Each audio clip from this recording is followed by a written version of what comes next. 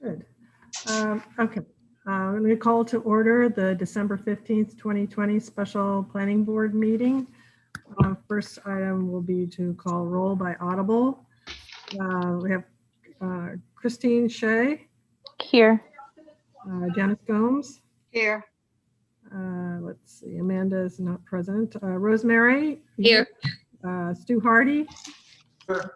Stu, okay. Susan Gill here, and Adam Raposa. Here.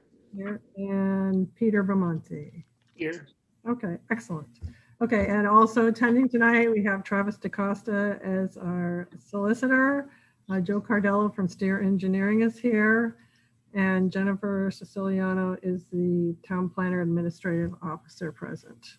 And yes, Rick Rogers from DPW isn't here yet. I assume he will be here at some point. So we have a lot to get through in this holiday season. So let's get started. First item is Southern Rhode Island Properties Incorporated preliminary plan and development plan review, public hearing, proposed self-storage facility, major land development. Plat 107, Lot 801, East Side Progress Road, South Side Industrial Way, Industrial and Planned Development Park Zoning Districts, review and possible vote. Continued from the December 1st, 2020. Time clock of 90 days is December 31st, 2020. For those present for this application, you can introduce yourselves. I see a couple of you. Yes. Oh, there you go. Good evening, Madam Chair and members of the board. David Martland on behalf of the applicant and owner. Also with me this evening is Molly Titus, Okay. who is the engineer of record. Okay. Excellent. Welcome back. I think what we're here to do, this is a continuation of the public hearing. So we just had some final things to complete to get through the preliminary plan. Why don't we go ahead and first address the surety, well, actually Rick's not here. The surety item that we had. If you want to, Dave or Molly, present what you had, and then we could just review any final comments from Steer and from DPW. Yes, Molly, did you want to address the surety that figures that you provided? Sure. This is Molly Titus from Dupree Engineering. We submitted the surety bond in keeping with the comments. We included additional paving, edge to edge, and we also increased the contingency to 15% from the 10% as requested, and we resubmitted the bond amount that was approved by the town. Okay, so your final number is the 91,632.10. Is that correct? Oh no, that's DPW. Sorry. What's your number? What was your final? Hold on. Yeah. Sorry, I was looking at DPW's. I don't know where yours is.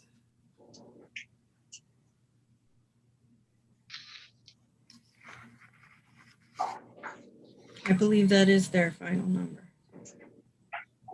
Is that their number on their worksheet? Actually, I didn't get all the I back. just want to make sure it's the second worksheet before I, Right, yes. right.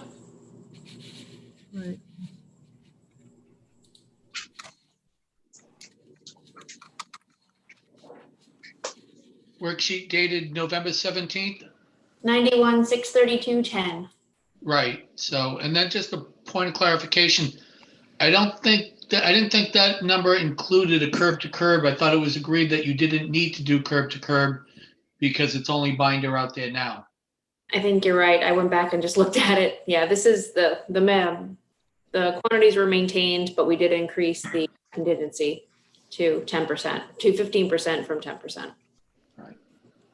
Right. Is Rick there yet? Jennifer, is he on? He is not. Okay. I just want to interject here because I did email him today because I just wanted to verify that. I've been calling the curb to curb also. And he responded that since it's only a binder coat and only the first 15 feet, I believe is actual top coat. so that you were only responsible to ensure, I guess, the 15 feet of curb to curb. He said that the sewer and the fire hydrant, I guess, patching was adequate. So, I mean, if I could provide that email for the file. He was here to explain that. But, he said that that number then was included in his estimate. It did cover that, just to clarify. That was his note from July 13th. Yeah, he referenced the curb to curb comments, so he has updated that information. Susan, if I can, I'm looking at the plan right now, and the looks like the sewer was extended into, what is it, Progress Lane? Progress Road, yeah. Progress Road. It extends into Progress Road 15 to 20 feet. So I think the sewer trench itself will never really get to, when they put in the sewer, they're not going to disturb any portion of the final surface, as it shows on the plan. Correct. Under the Longplex project, the stub was extended, I think 2 pipe lanes, if I recall correctly. Which should typically be 20 feet, Yeah. 18 to 20, no. No, I think it was 40. Yeah, 10-foot lengths, right? Probably 10-foot lengths. The stub location shown is from the Longplex development plans, so is accurate based on, because we as built at that sewer line when it was constructed. So that trench, yeah, would not reach the pavement in the final pavement industrial. Okay. Okay, I think if there's any final issues with it when Tiverton Wastewater is doing the sewer, DPW can probably weigh in on it, but I think it sounds like, you're covered with what's contained within this surety. So, so Joe, you were proposing what, 90 to 95,000? Right. I just like to round off to easy numbers. I think Rick had also sent something in, DPW surety. I've got it here. Yeah, the 9170, 91,700, 91,700, yeah. the rounded number. Yeah, he said use 91,700. Okay. All right, so now we have everybody's weighed in on that. Does anybody from the planning board have any questions or comments on this? Okay, so we just need to pick a final number we want to go with to enforce this, and then this would be need to be submitted prior to final plan recording. I don't know if you're planning to do it as a cash or a bond, if that would need to be determined as part of it. So nobody has any questions on this? Okay. I'll make a motion that we approve the surety for 92,000, bring it up to an even number. I second that.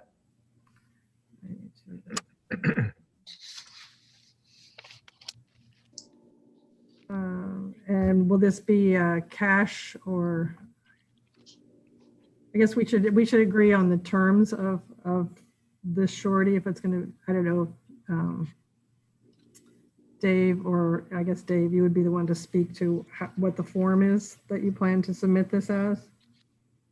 Yeah, this would be in the form of a bond, Okay. which I think would be subject to the review and approval of ultimately the town, and in particular I believe the treasurer. Right. Okay. All right. We would need to have that and have it reviewed prior to recording. $92,000 cash bond. 92,000. Well, yeah, it's a $92,000 Surety bond. surety. Surety bond. Okay. It's for the infrastructure, I guess. Is that what it's being? It's approved by the planning board and held by the treasurer. And the solicitor, of course, approves it. Right. Okay. Okay, so we have a motion for a $92,000 surety bond for improvements related to this project. We have a motion and a second. Any further discussion? Okay, I'll do a roll call vote. Stu? Approve. Susan, yes. Adam? Yes. Let's see, Peter? Yes. Rosemary? Yes. Janice? Yeah. And Christine? Yes. Okay, great. All right. That's one thing down. Great. Okay.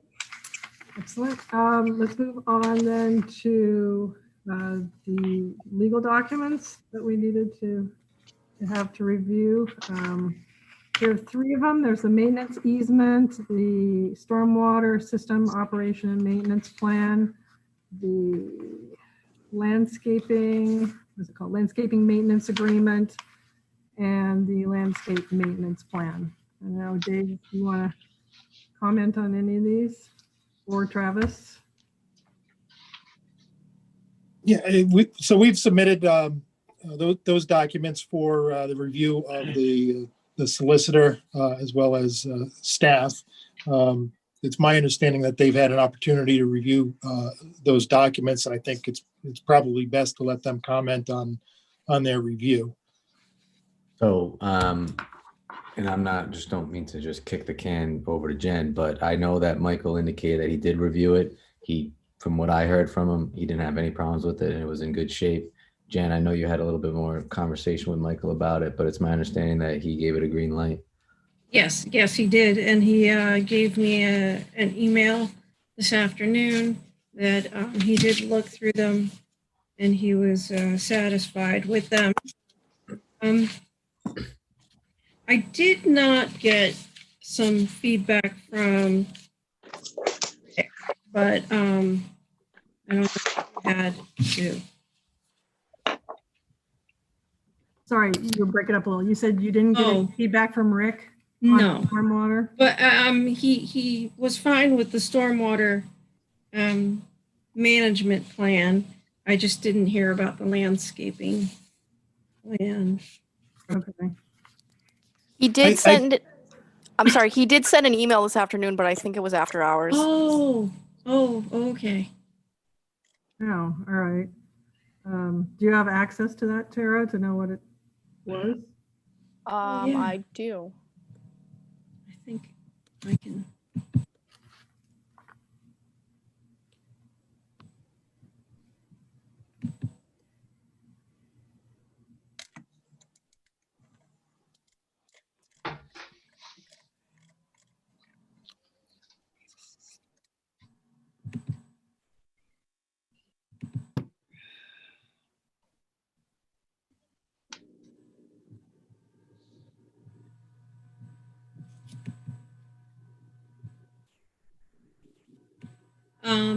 Do you want me to read it?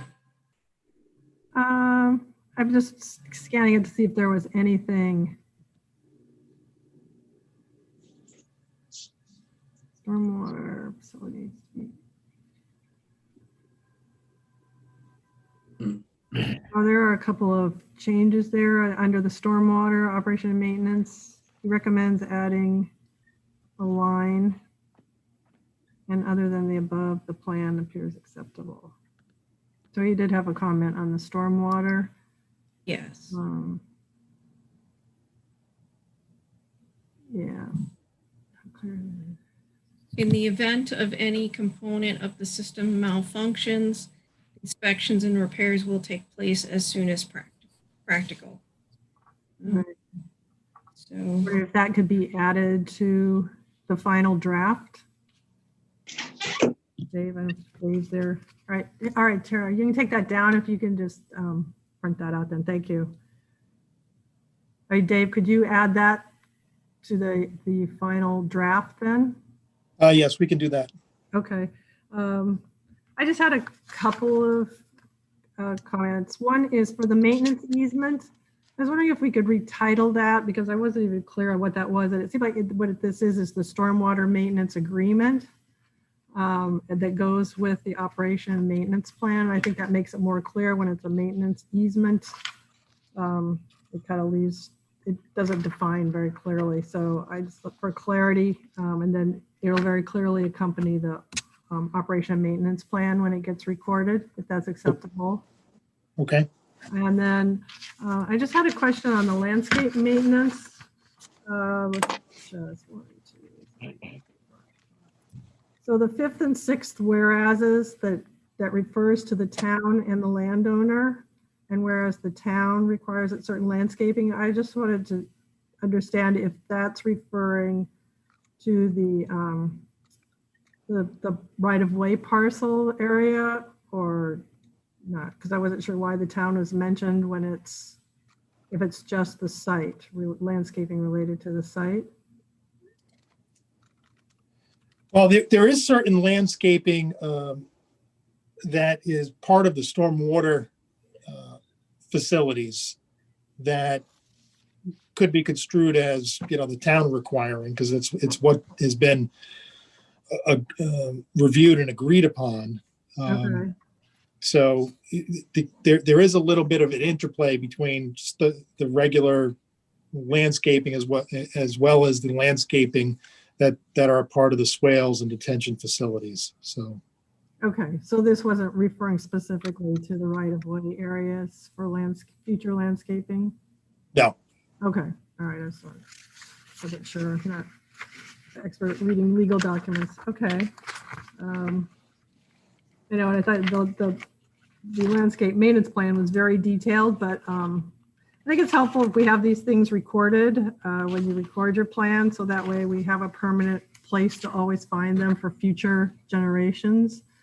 I don't know if any members of the board or the public, I don't know if there's anyone from the public out there that has any comments or questions on either of these legal documents.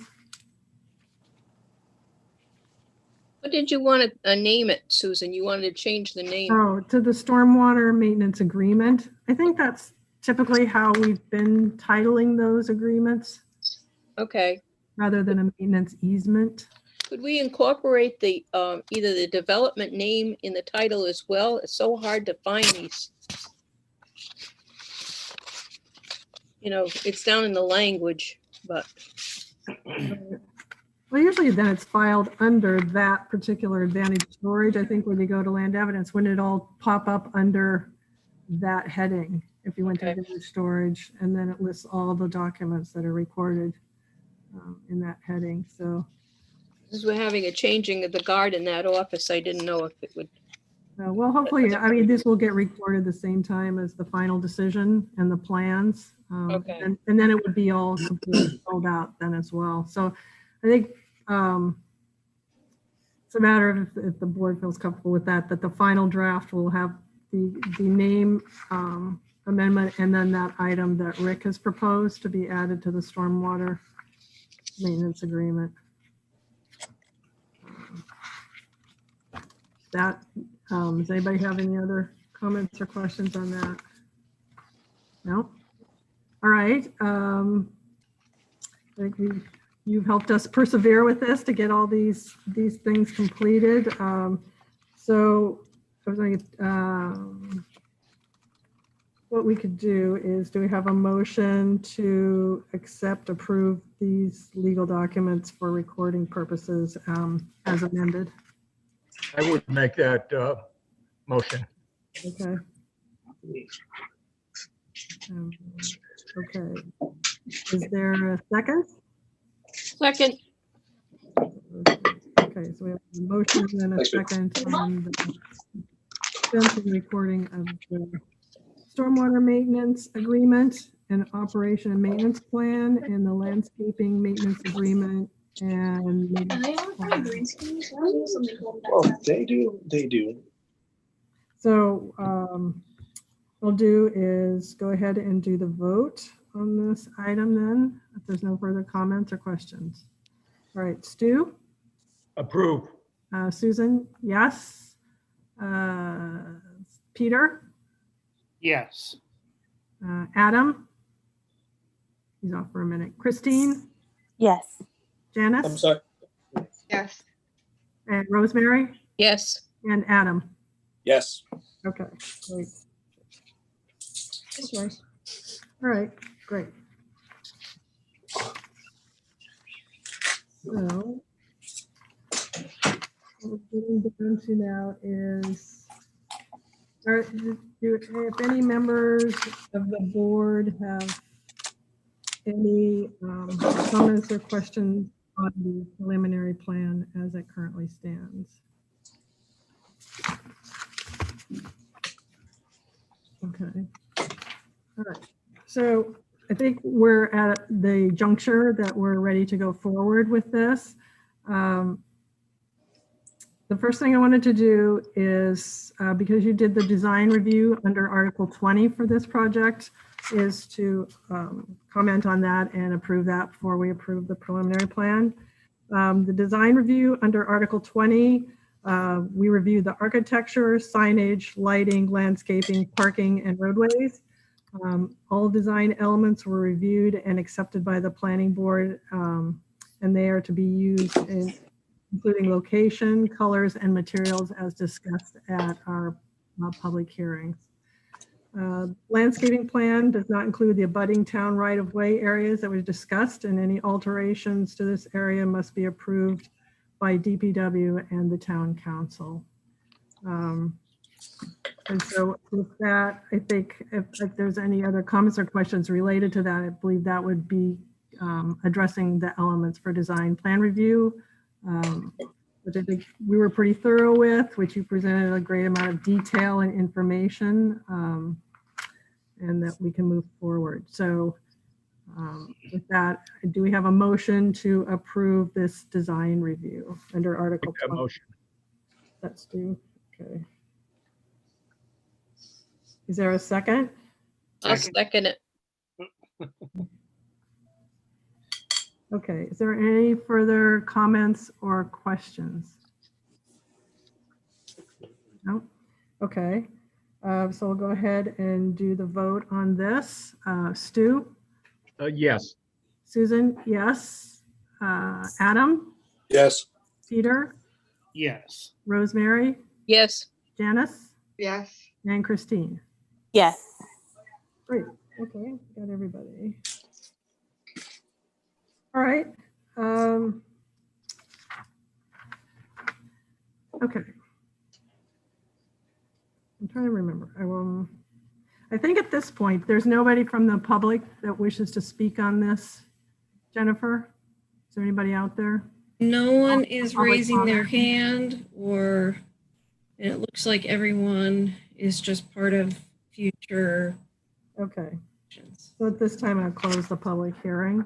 The review of the preliminary plan, this was a project was reviewed during an advertised public hearing process.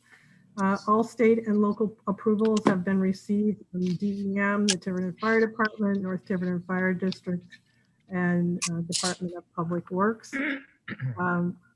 All steer comments have been addressed. The solicitor has reviewed the draft documents of the stormwater maintenance and the landscaping maintenance agreements.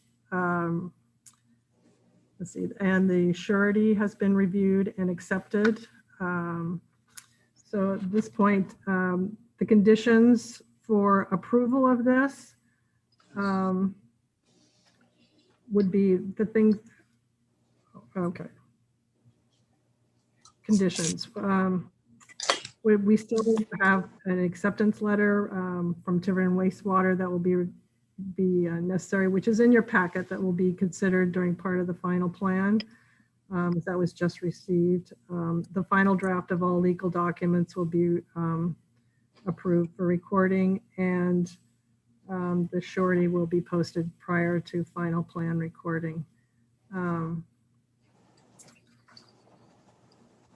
The other things, a couple other housekeeping items on this that'll need to be changed also on the final plan would be the name of the project on the title and deleting the word proposed as the project. Instead of as a self-storage, should be titled, let's see,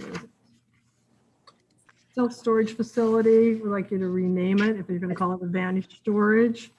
The word proposed. So those would be the conditions that we want to for approval on this project. I think the next step would be for Stu to go through the findings on this. So, Project. All right, Stu, go ahead. so as always, we are required to make positive findings of fact on 5 criteria, which is laid down by the state. So the first one is, the first finding that we need to make is consistency with the Tiverton Comprehensive Community Plan. The proposed development is in the Tiverton Business Park, which is depicted on the future land use map, figure 5.4, in the current 2018 version of the comprehensive plan.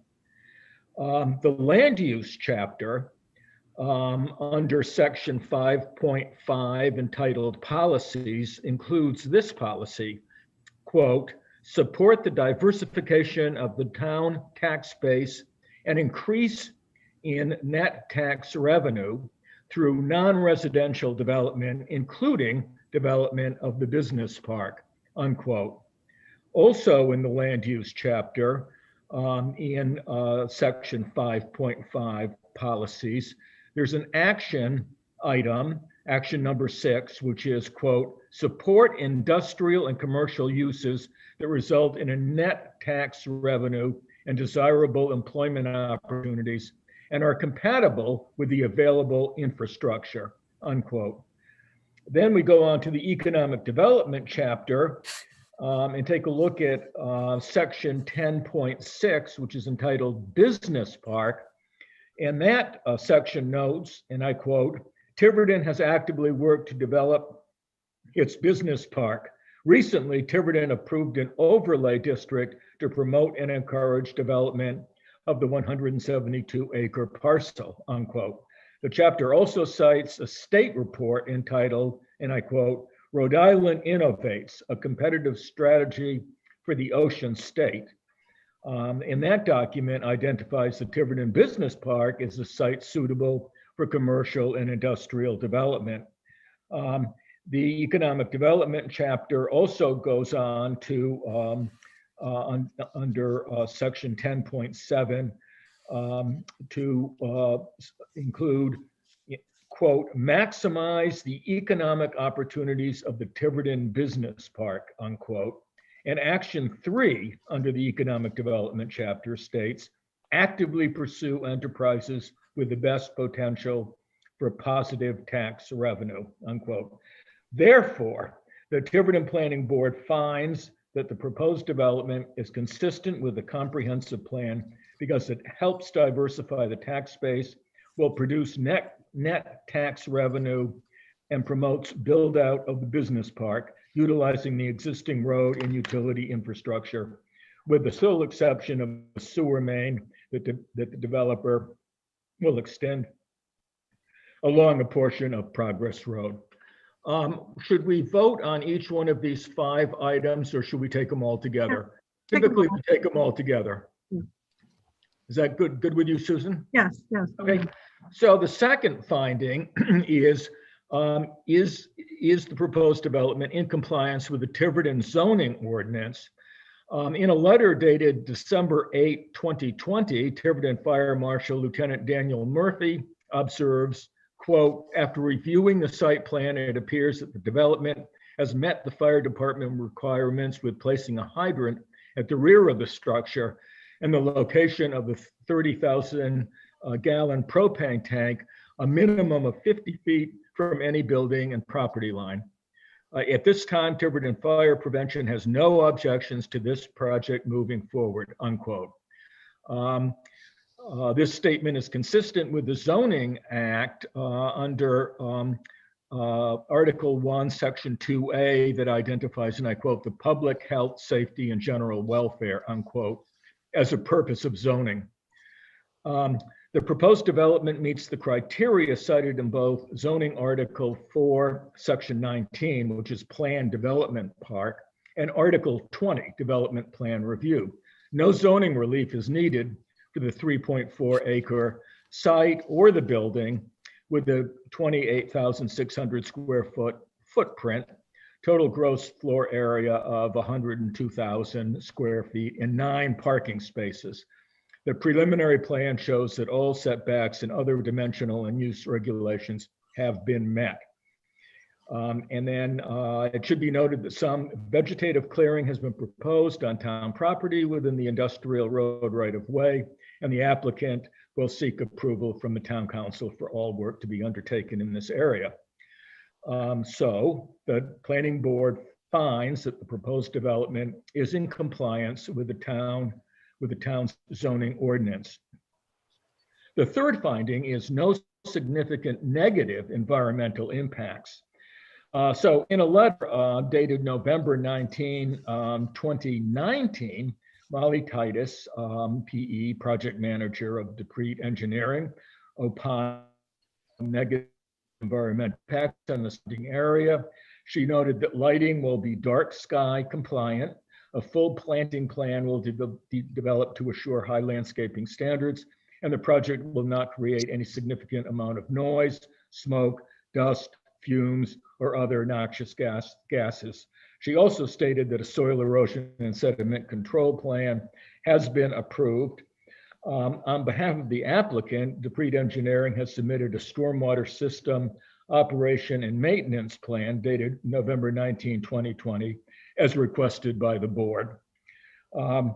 Ms. Titus stated at the public hearing on September 1st, 2020, that RIDEM, Department of Environmental Management, had issued a Rhode Island Pollutant Discharge Elimination System, that's RIPDIS, permit for stormwater discharge and an insignificant alteration permit for wetlands. She further stated that no site blasting would be required.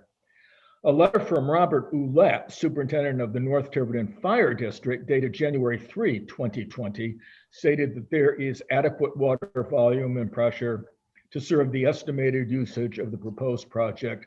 And it was noted the Tiverton Wastewater District will oversee the installation of the public sewer system along Progress Road. A letter from Sarah Stearns that we received just yesterday. She is district engineer of the Tiverton Wastewater District. And she states in that letter that we received yesterday that the district supports the project and further notes the criteria for extending the sewer line. An email from Planning Board Solicitor Mike Marcello dated December 15, 2020 to the administrative officer states that he has reviewed the approval, he has reviewed and approved the legal form and content of both the landscape plan and the stormwater operation and maintenance plan. Consequently, the Tiverton Planning Board finds that the proposed development will have no significant negative environmental impacts. Going on to finding number 4, this is the project result in the creation of lots with physical constraints to future development. An administrative subdivision previously merged several lots and created a new 3.4 acre lot, which is more than adequate for the building. 3 points of ingress and egress and a parking area. Consequently, there is nothing in this proposal that will result in the creation of lots with physical constraints to development. The planning board therefore finds that the proposal does not create any lots with impracticable physical constraints. And the final finding that we need to make is, do all proposed lots, in this case there's just one lot, have adequate and permanent physical access to a public street? Public access will be from Progress Road. Emergency access will be provided from Progress Road and Industrial Way, and are approvable by Director of the Department of Public Works. Consequently, the Tiverton Planning Board finds that Plat 107, Lot 801 has adequate and permanent physical access to a public street. Right. That's Thank all. you. Thank you. Okay, do we have a motion to approve these findings as noted? I'll make a motion that we approve the findings as noted. Okay, is there a second? Second. Okay, is there any discussion, questions, or comments by anyone? Okay. Okay, we'll proceed then to vote on the findings, the 5 findings of fact. Stu, Yes. Susan, yes. Peter, Yes. Adam, Yes. Christine, Yes. Janice, Yes. and Rosemary. Yes, Okay, great. Okay. Okay. So the final thing in this area would be to do preliminary plan approval with the conditions that were previously noted. It would be conditional preliminary plan approval of the items that I cited previously. So I'll make that motion. Okay, let's do we have a second? someone else make it. Second. Oh, thank you. Okay, is there any comments or questions? Rick, I see you're here now. Just so you know, Tara found the email that you sent this afternoon related to the legal documents, and the item that you had for stormwater operation and maintenance, I believe it was, will be incorporated into the final draft. Just so you know that'll go forward. All right, and then the discussion on the surety for the curb cuts that related to the email that we had earlier today, that was also addressed. So we have voted to approve the surety and the legal documents that you just arrived. So, okay. So we have a motion and a second to approve the preliminary plan for Advantage Storage. This is conditional preliminary approval? Yes. Okay. Yeah, with that loaded. No comments? Okay. Go ahead and start the other direction. Christine? Yes. Janice? Yes. Rosemary? Yes, Adam? Yes. Susan? Yes. And Stu? Yes. Okay, great. You didn't call me, Susan. Peter? Oh, Peter, did I miss you? Oh, sorry, Peter. That's okay. Yes. All right. Right, great, sorry. I'm in Zoom mode. Okay, so I think we've gotten through that. I appreciate your efforts and your diligence to get through this, to get all these items done. What we'll do is, now we'll move on to clear the area. Okay. Well, congratulations, you got through that hurdle. Thank you. Item number 2 is Southern Rhode Island Properties Final Plan Review, Proposed Self-Storage Facility, Major Land Development, Plat 107, Lot 1, East Side Progress Road, South Side Industrial Way, Industrial and Planned Development Park Zoning Districts, Review and Possible Vote. Time clock of 25 days. Jennifer, if you could verify, I looked at the date of certificate of completeness, that puts us January 1st. For the time clock. 25 days. I think that was my error. I think the time clock is 45 days. Which brings it to the 21st. I don't know, final plan? We'll have to verify. Let me look it up. Yeah, I thought final plan was short. Sorry, that was my error. Yeah, I just want to verify the time clock. Yeah, I can, I'm looking it up now.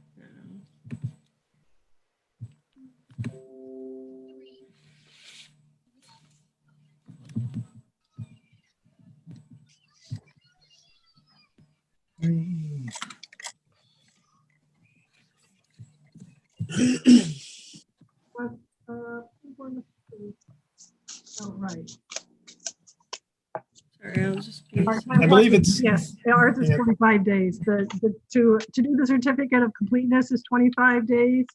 The time clock for the planning board approval is 45 days. 45 So days. I don't know, Jennifer, if you could just get out your magic calendar and then just let us know before we finish. I think that'll get them through to the next meeting, but just to verify.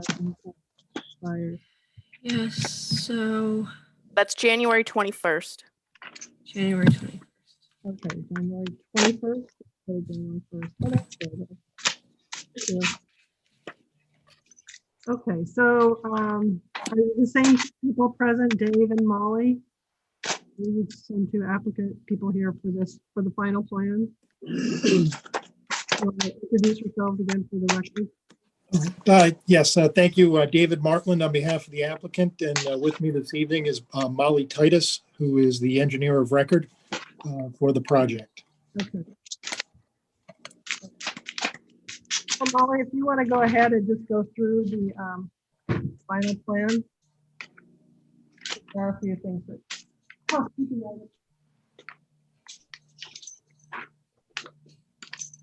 and actually, yeah, if you can put it up on the screen while we go through it, that would be really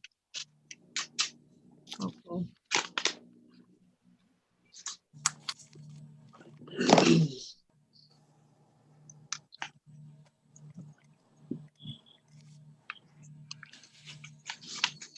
Are you able to share your screen?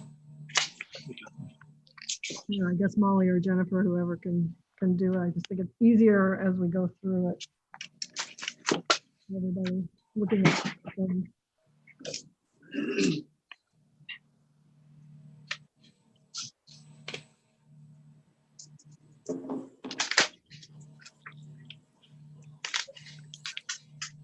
Molly, can you share your screen? I'm trying. Okay. I wasn't prepared to, Give you. And I'm just, Madam Chair, did Yep. you want us to go through all elements of the final plan or only highlight those that have maybe changed or been revised from the Yeah. preliminary? It's the revisions. Okay. Yeah, or any other comments. No, you don't need to go through the whole thing again. I was just going to note that we all have copies of the final plan. I actually have a hard copy. So we're familiar with that. And basically, there are no changes from what we just approved.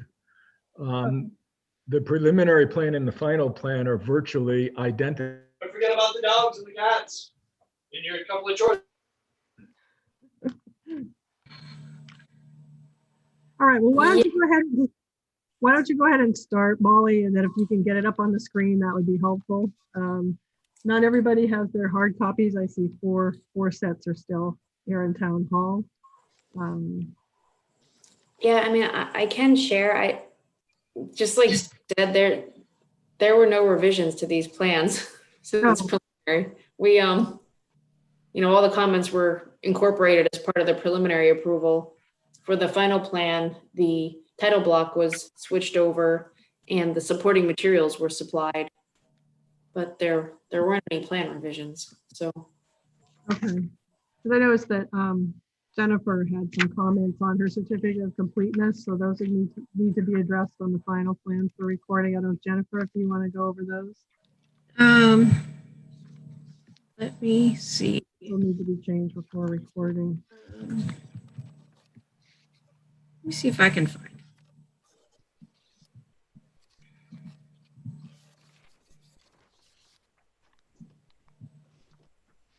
Sorry.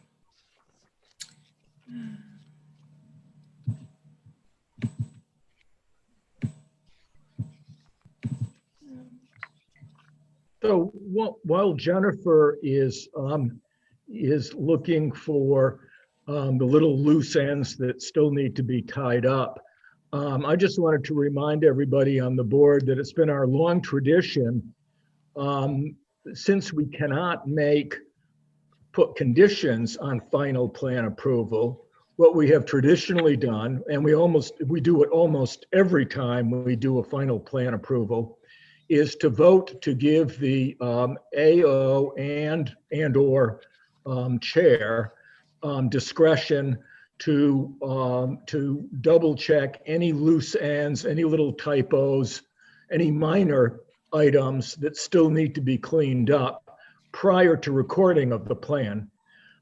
So that moves things along a little bit, and I hope we can do that tonight. Because from what Susan was saying earlier, this plan is shape it, just a few little items need to be cleaned up. And I think it fits well within the parameters of approving the final plan without conditions, but then authorizing staff to make sure that the little items are cleaned up. The dots, the I's are dotted and the T's are crossed, and before the plan is recorded. And the money's collected. Sorry, Susan, I didn't mean to. No, that's okay. But steal there, your thunder.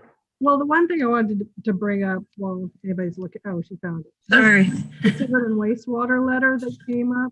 All right, Jennifer, go ahead and go. through it. Yeah, they were just little things. I had said that you hadn't noted where National Grid hookup would be, and if you had contacted National Grid. I also noticed on sheet 3, there were general notes that said that this is not suitable for recording as a Class 1 survey. And yet sheet 4 is stamped Class 1 survey. On sheet 7, there's current zoning is listed as industrial. It should also include planned development park, since there are different requirements. I believe what you listed was accurate to the planned development park. There needs to be a statement noting that the amount of lot coverage and not just building coverage on the plan. Sheet 7 should show where trucks will offload when customers bring large furniture and other items to drop off at the storage facility.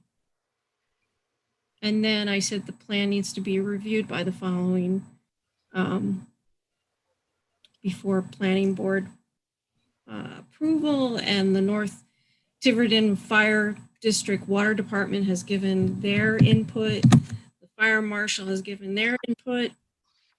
Rick has given their input, and we just received the wastewater yesterday. So I don't know if there was anything you wanted to address now, Wally, or if you'd looked at that. I put it up on screen so you. Right. But if you could just clarify then the what about the Class 1? It is a Class 1 boundary. It's an error in the note. We can fix it prior to recording. Okay. And then what about on sheet 7? It actually is the dimensional regulations for the planned development park. You just have it labeled as industrial. Yeah. And I don't know if I think it was 19.5% you listed. So I don't know if that's building coverage or lot coverage. We'll check it before we record. And and about the offload, I don't know if that's something that you can label. I don't know how that would be identified. Was it going to be in the back of the building, or where were the large trucks going to be? I remember it seemed like they can access either door. The turn movements work. There are double doors at the front and in the rear. Okay. Elevator's accurate, accessible. So. Okay, and then on the stormwater.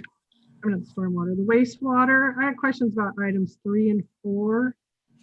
That engineer suggested drawings show a clean out detail, but it's not shown on the utilities plan. The building sewer line does not show the slope of the drawings. And I don't know if Joe or Rick, if this is something that you would want to see on the plans that are recorded, or if this is handled at the wastewater level, if that's sufficient, just to have this duly noted. I know, Joe, are you? Yeah, I'm here. I didn't know if Rick wanted to weigh in. Is he here? Yeah. Yes. Thank you, Susan. Thank you, Joe. Jennifer, I don't have any comments on that. And I do believe it, we would not have any comments that were not covered already by Tiverton Wastewater District, because they're also reviewing the things like the backfill and the pavement, which is what we would be, that's what we'd be concerned. So DPW is fine with Tiverton Wastewater District doing the comments and review on that. So you're saying all these items would be adequately addressed by wastewater as the sewer goes in? Yeah, that we have to submit a full package of them prior to construction Right, with details updated and the conditions. okay. Right. So this is And Right, not overlap. and Sorry, who's that? right. So in DPW's opinion, Susan, Tiverton Wastewater District would take care of all those. We're satisfied with that. And historically, what's happened is if DPW has any questions for Tiverton Wastewater District, we contact them and vice versa. So we're comfortable with that. Okay, all right. Joe, do you have any additional comment on that? Yeah, no, the only thing I was going to comment is, as Molly said, they'll submit a full package. And then pretty much 99% of the time they'll get out there and for whatever reason, the connection won't be made exactly where they propose it for whatever reason. It's the as-built that is really important, and that's where wastewater will come in and they'll make note, they know exactly where that connection is. That's what the town is concerned with. It's the connection. Once it gets to the property line and inside the property, it's up to the owner. Right, okay. All right, I just want to make sure that none of that had to be recorded on these plans, if that all comes later than that. Yeah, it'd be crazy to record it because it's probably gonna change, whether it changes by 6 inches or 3 feet.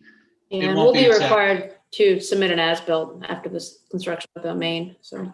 Right, okay, excellent. Okay. Does anybody else have any comments on the plan? I had a couple other things I just wanted to go over. Again, so like I mentioned in the condition, I'd like you to change the name of the project and delete the word proposed throughout. And then on the areas, on all the sheets, the areas that are the right-of-ways for the town on both Progress and Industrial, those have not been marked, identified throughout as being town property. I'd like to have those on the final plan clearly labeled that those are town of Tiverton, I guess if it's the road right-of-way or whatever, so it's clearly understood. I don't know, Jennifer or Tara, I don't know if a tax certificate has been received to show that all taxes have been paid to date. That's a requirement on the. I believe that I have a tax certificate, yes. Okay, you have that. And then you're going to change the industrial to planned development part. For propane. I just wondering if the propane tank, if that's on a concrete pad or if that's on gravel, it's not identified as either. Shown on concrete pad It's concrete. and bollards. Okay, yeah, if you just label that as concrete, I think. And then, let's see. Oh, and I just wanted to note that on sheet 14, item number 3, because we had something we had, I think, discussed, was that here it states that the contractor will be responsible for a 2-year guarantee on all landscaping materials. So that does provide for, I guess, us, the town, that all plants are guaranteed by the contractor for 2 years. And we had discussed that, so I just wanted to note that. And then we will need final copies of the legal documents with the changes that we noted with the preliminary plan. So there are minor changes that need to be done, including to the legal documents. So it's really up to the board if they feel comfortable that Jennifer and I review these before recording, and the solicitor to review the legal documents, or if you want these to come back before the planning board with all the final changes. I think we're ready to approve it tonight. Because what we've been discussing are important items, but basically minutia.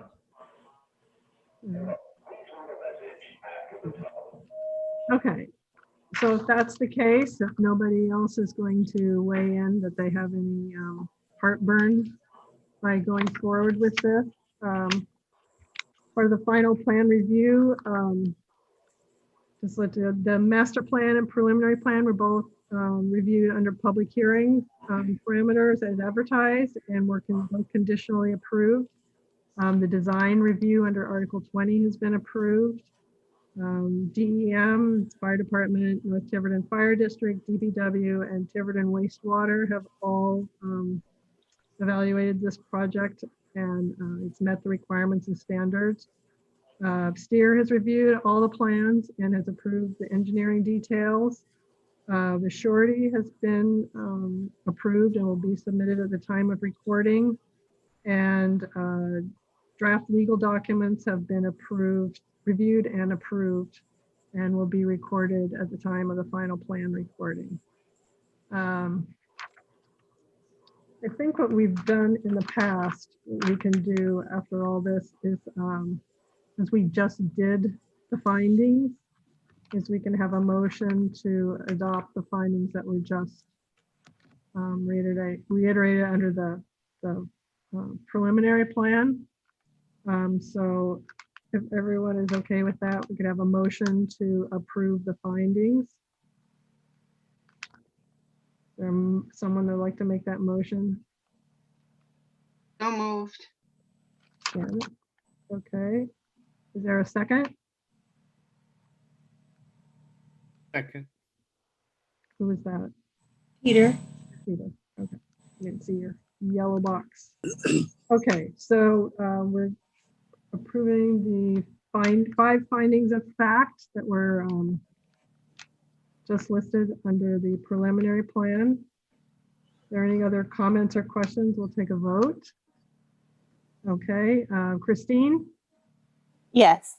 Janice? Yes. Rosemary? Abstain. Adam? Yes. Peter? Yes. Stu? Yes. And Susan? Yes. Okay.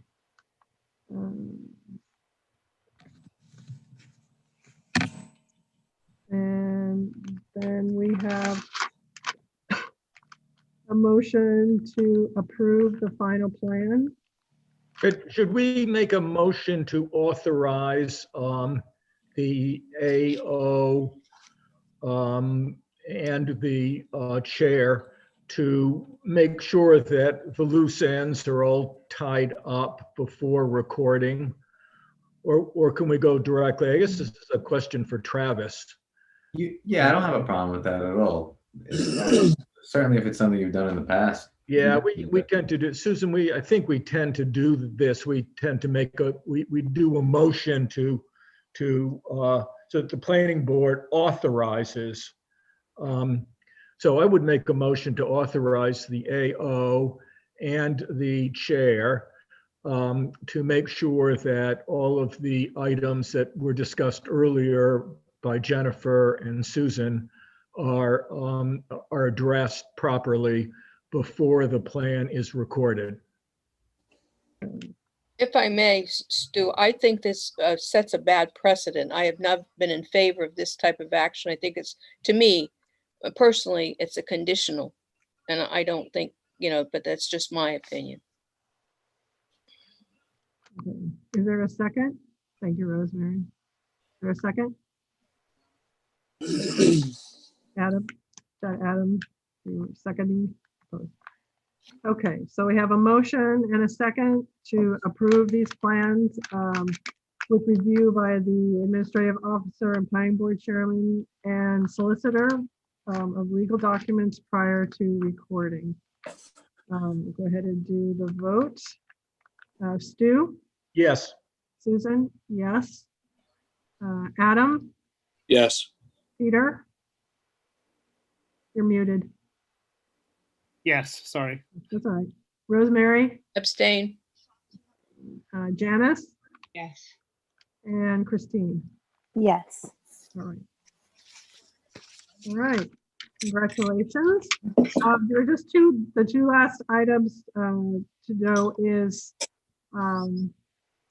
once you get all these final, the decision will be recorded with the legal documents, and the surety will be posted. The Mylar is 18 by 24 inches, including the landscaping plan.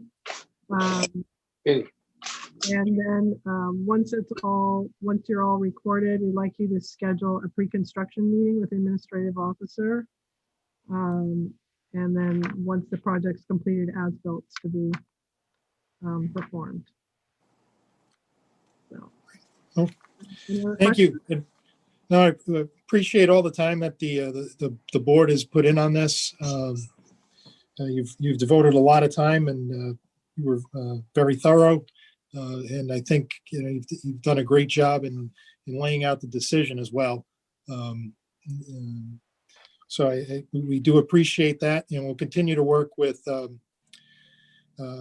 chair and the AO to get all of the legal documents and the plans revised as required. All right, if you have any questions, contact Jennifer, and thank you. I know we went through this for detail because it's a high profile development, and we'll be looking at it for many years, so. That's right. Yeah, but we wish you success and happy building. Thank you very Thank much. you. All right, Thank you. thank you. Happy holidays. You too.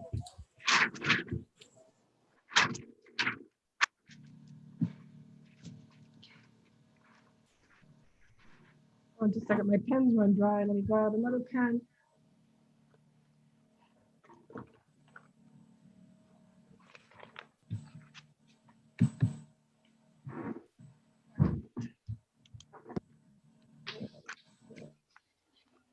All right, working pen.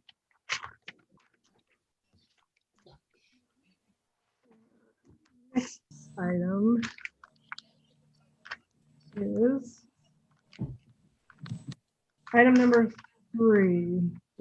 Tiverton Horizon Development Corporation, Master Plan Public Informational Meeting, Lake Road Acres, 6-lot major rural subdivision, Plat 609, Lot 109, West Side Lake Road, west of Jacqueline Way, R80 and Nonquit Pond Watershed, Secondary Overlay Districts, review and possible vote, continued from December 1st, 2020, time clock of 90 days. It's December 31st, 2020. Okay, so who we have here for Lake Road Acres? Court Chappelle is here, and in the room with me is Bill Smith and the owners. Okay. And the owner's name? Sorry. I didn't list them since they're here in case they want to participate. Richard LeBlanc and Lori Basio for the owners of Tiverton Horizon.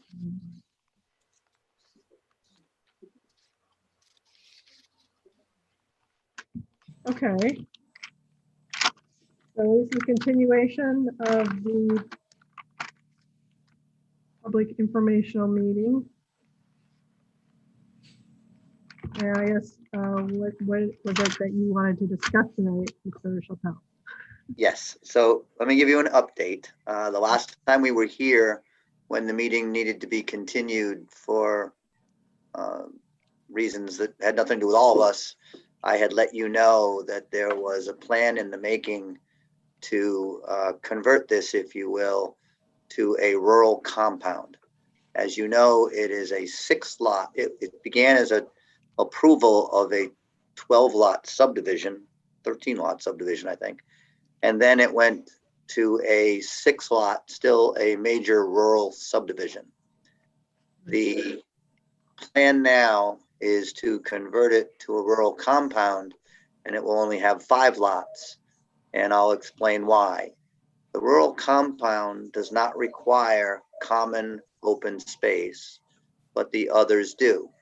We are not looking to reduce the open space. We're still going to have open space.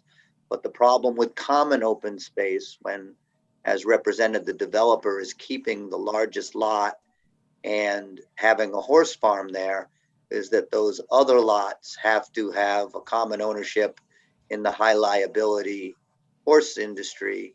And we have to have special homeowners policies on all of them, common open maintenance plans. As I've told you, I am a horse owner and have a horse farm, and you really need to regulate those trails so that you don't have a kid on a bike that's going to scare a horse. And you can't really do that as easily on a common plan as you can do on a private open space plan. So when I talked about this last time, between then and now, your administrator said, hey, are you going to withdraw the petition and come back as a rural? And I said, rather than do that, let's put everybody on notice that you don't need to spend a lot of time reviewing everything, because I wouldn't be going forward tonight. I'd either be letting you know that we'll file a new set of plans under the rural compound. I would like to amend the petition to a rural compound, but subject to your, that may require more notice, even though you're notifying the neighbors that we're doing less. We don't have any problem with resending notice. But if we do it as an amendment with a notice, if that's okay with Mike, that's what I'd like to do. I think the neighbors who have been very supportive when we opened the public hearing, saying, thank you for taking it 12 to 6. We're going to be even happier when it's 12 to 5. But I do think because it is a rural residential compound, which is different from a rural subdivision, that may require some notice. So I'd like to ask Mike if we can, rather than start over, extend the time clock, amend the position with the notice to the neighbors, which should be fine. The other advantage to us and how we did this is we had to weigh between making this common area difficult to sell lots because of liability things and the cost of getting rid of a lot. We have one less lot, so there's not going to be, the math works very easy on square footage and things, but by making it common, we also, under the rural compound, can save a little money in the road, because although the road is built to spec, it is not paved, it is private, and we can make up a little of the lost lot with that, so the money isn't crazy. As far as Steers Engineering and Joe go, we'll have to resubmit all our drainage calcs on this road without the pervious surface, but at least I think they'll find it less of a system and easier to deal with than the larger system. The utilities, there was a issue at one point. We talked about utilities, whether above ground or underground. They're clearly being proposed underground. So none of those should be an issue. I think we're still gonna have two issues that I would like to talk to the board about tonight. All of the lots in this, the 4 lots in the rural subdivision that I'm calling the lots other than the lots the LeBlancs are keeping, are all part of the flex zoning. They won't require any variances. They will be 100 feet from wetlands. They will have adequate frontage, adequate setbacks. Because we have more room, it's very easy to do. The walls and everything that we talked about, you'll see the plans, we'll still take care of all of that. I don't think we'll have any problems. We still have a problem on what is going to be the 24-acre lot owned by the LeBlancs. And I think it's going to be a legal interpretation. According to your rural compounds, you may use flexible zoning, but you don't have to. I don't know if that's all or nothing. There is some flexible zoning, and 4 of these lots are less than 80 and have those setbacks. The one lot that the LeBlancs are keeping is clearly not only more than 80,000 square feet, but 24 acres. And my concern is when we look in the flexible zoning portion of the ordinance, it tries to give us more lot coverage than would be allowed. So in a regular R80, as you know, it's 10%. We could have 8,000 square feet, but when you knock it down to a 30,000 square foot lot, which is allowable in flexible zoning, it says, hey, you shouldn't be limited to 3,000 square feet. We're going to up it to 4,750. So there's a table that is designed to give us more lot coverage, but it also can be read to restrict the lot coverage of a 24-acre lot to 4,750 feet. I think there's two ways to deal with that, and it's up to the board.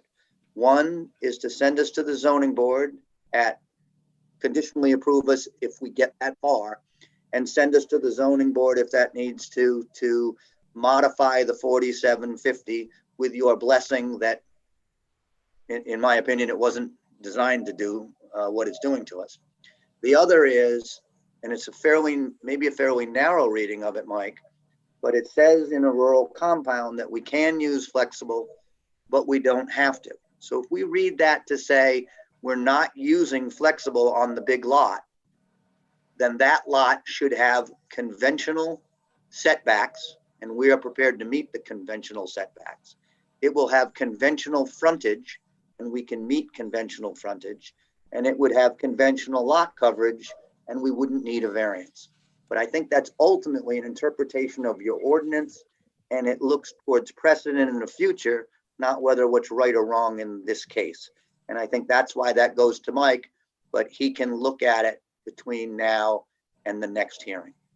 There is another single variance that I think we will identify, by the way, the house, the barn, and the riding ring, and that comes out to like 20,000 square feet. That's why it would be well under the lot coverage for a conventional, but obviously over 4,750. But we'll identify it so that you can look at it and make your decision.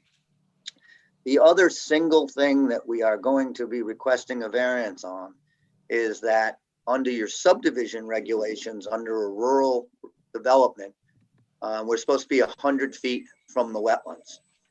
And the rural is basically mandatory because we're in the watershed.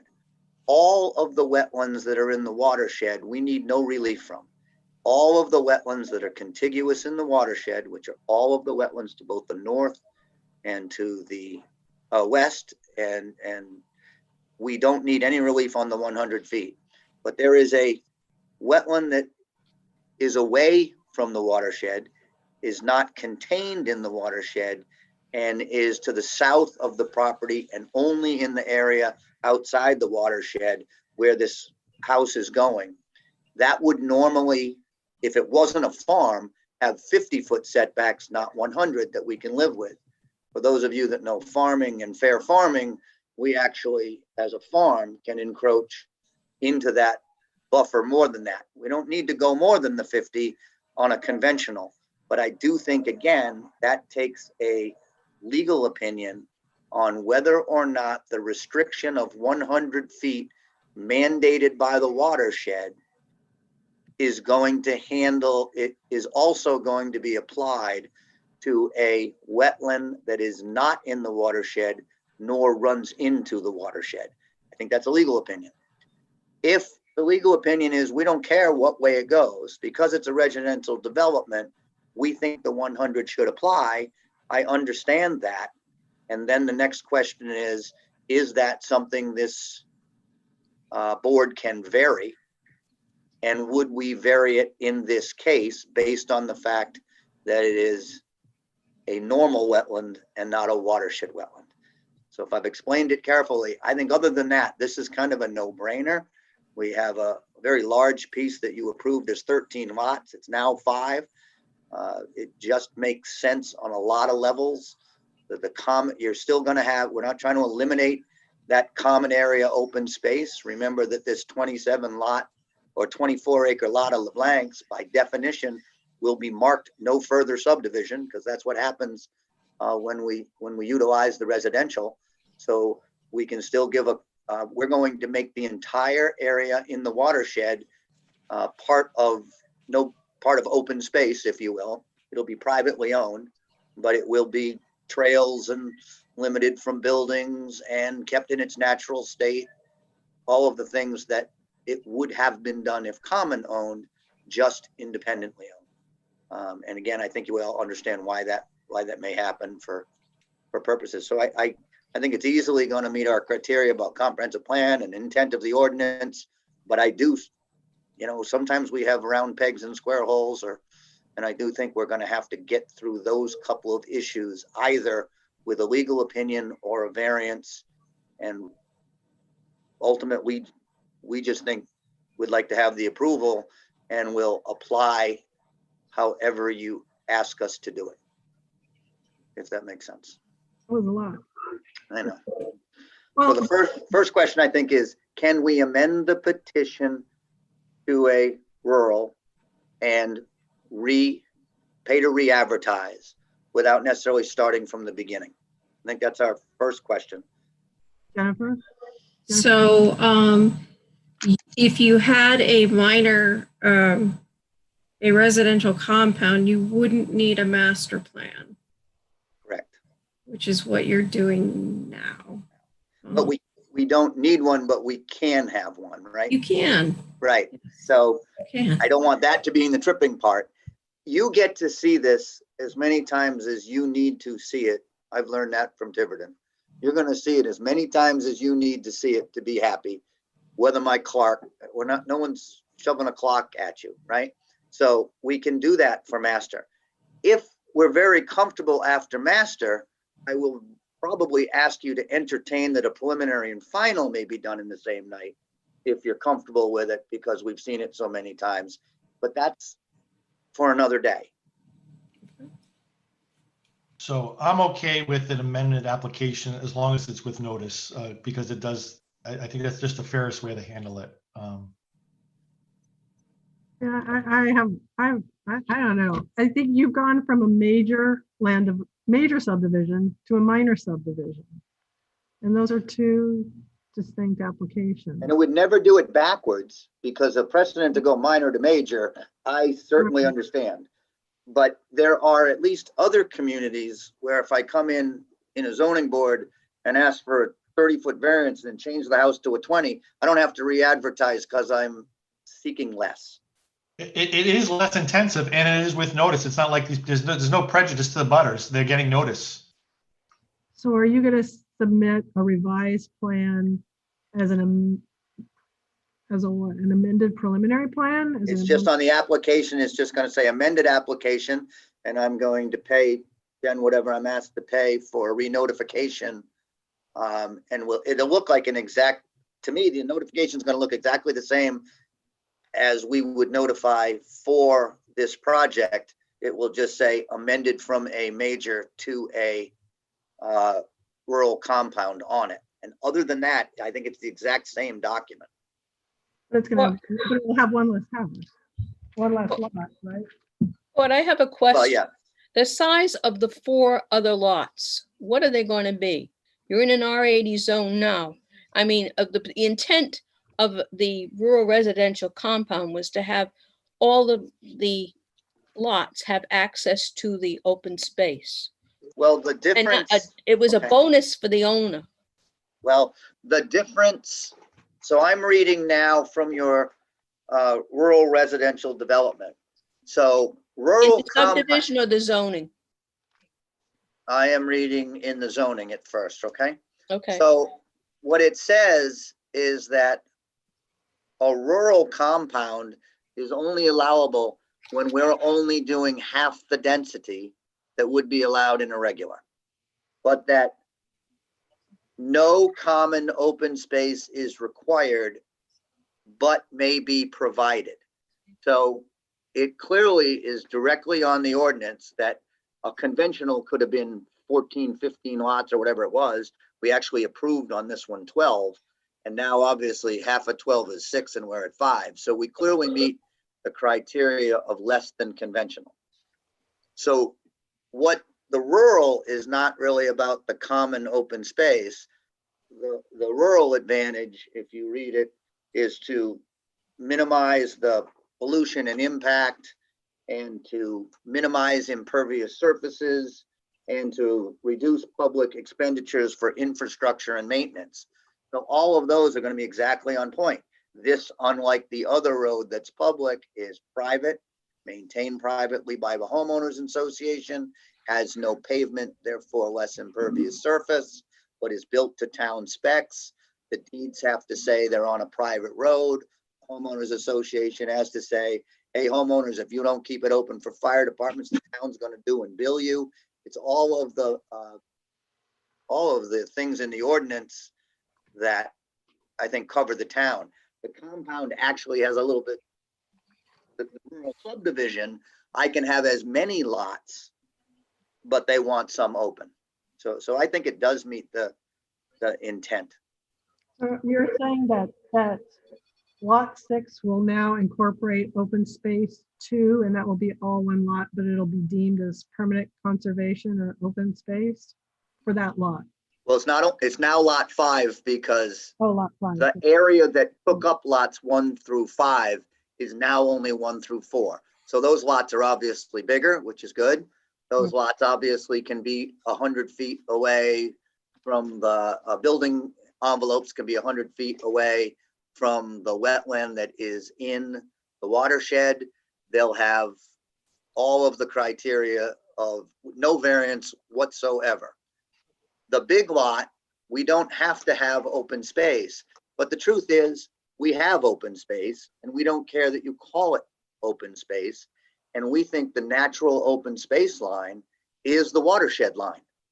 Everything to the other side of the watershed, you're going to have a building, you're going to have, the entire lot is no further subdivision, but everything there is open space. Farming is allowed in open space. We'll still have an open space plan that says it's going to be the same trails that we told you about in this case. So the open space is not going to be any bigger, smaller, or different than it really was in the petition we were going to look at tonight. It just is going to be owned by lot 5, not need a common maintenance agreement, not need, the homeowners association to run it, and more importantly, not need to be insured by all of the other 4 owners as an equine facility on their homeowners policy. Right. So open space is different from public access. Public didn't have any access anyway. And what you're really doing is telling 4 owners that are buying these lots now that they must be invited guests as opposed to having a right to use it as common open space. We anticipate, and what happens in like it did at my house, these 4 lots will inevitably be sold to people who probably have horses in our barn. And the policy of whether they're on that open space through the trails and those things as guests of the barn, it probably won't matter much. People tend to buy these. This rural compound is really kind of exactly what I think the town does.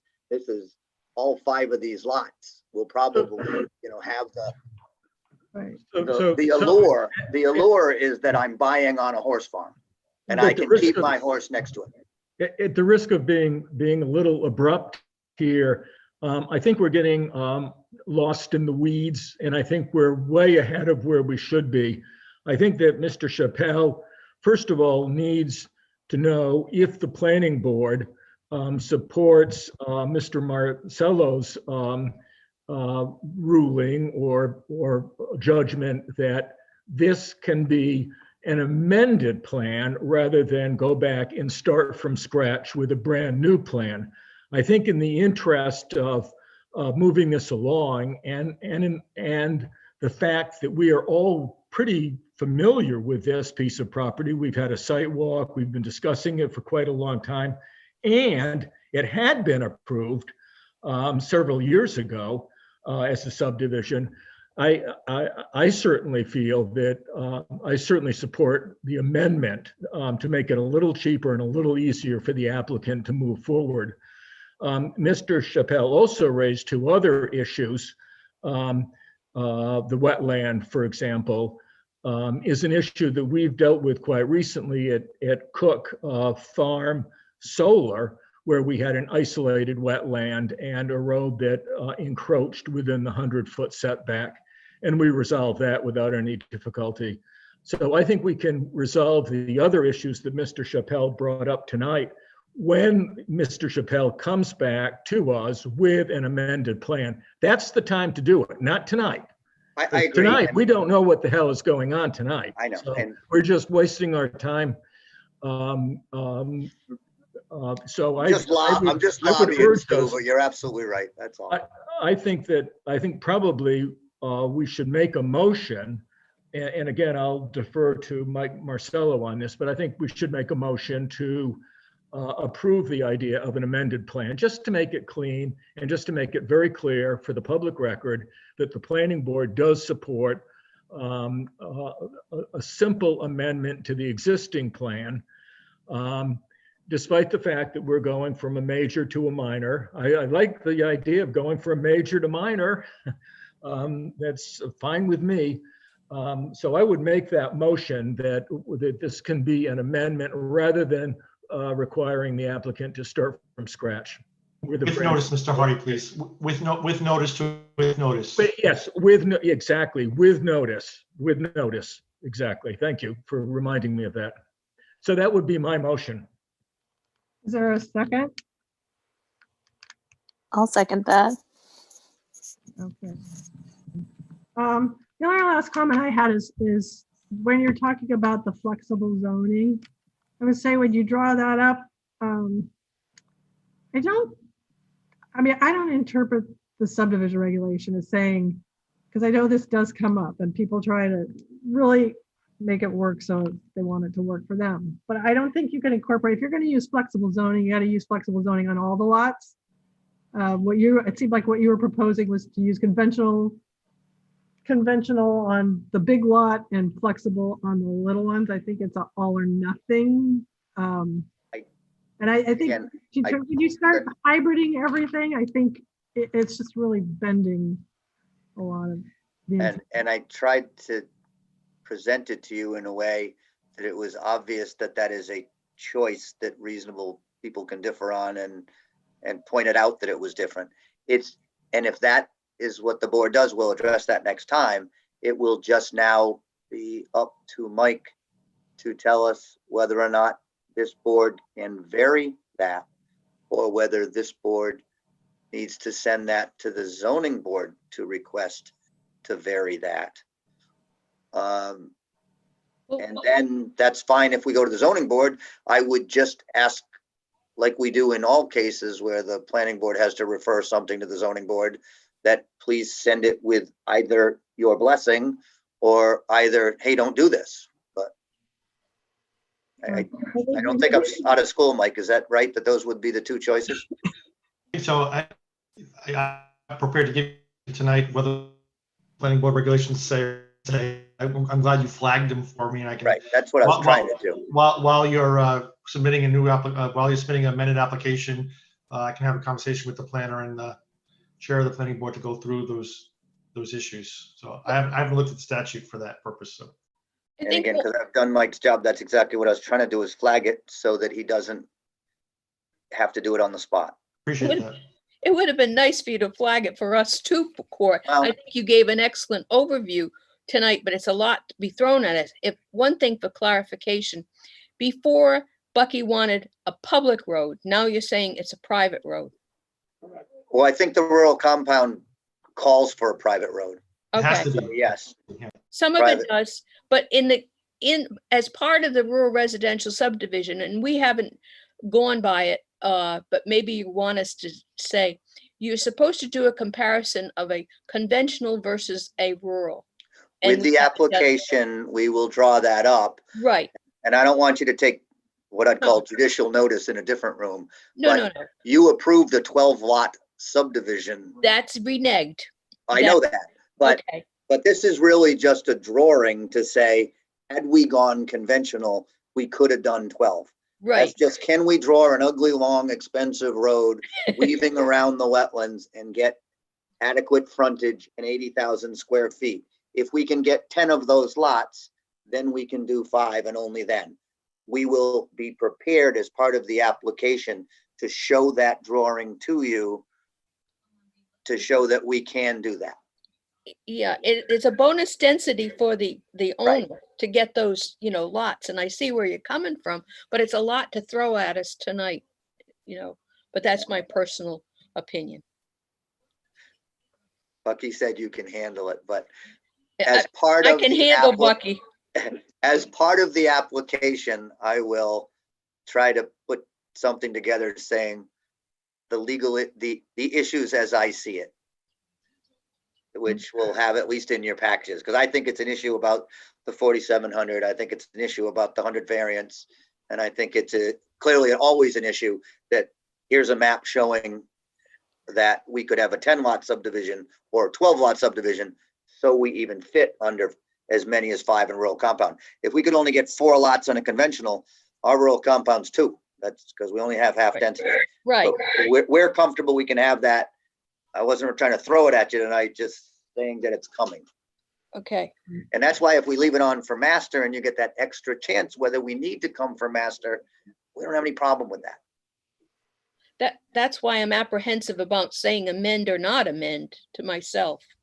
But if you make the amendment condition on the applicant going for master, then I think that you have the time to do all of these things you may be concerned with, as opposed to amend it to go to preliminary where you might be under more pressure, Yeah.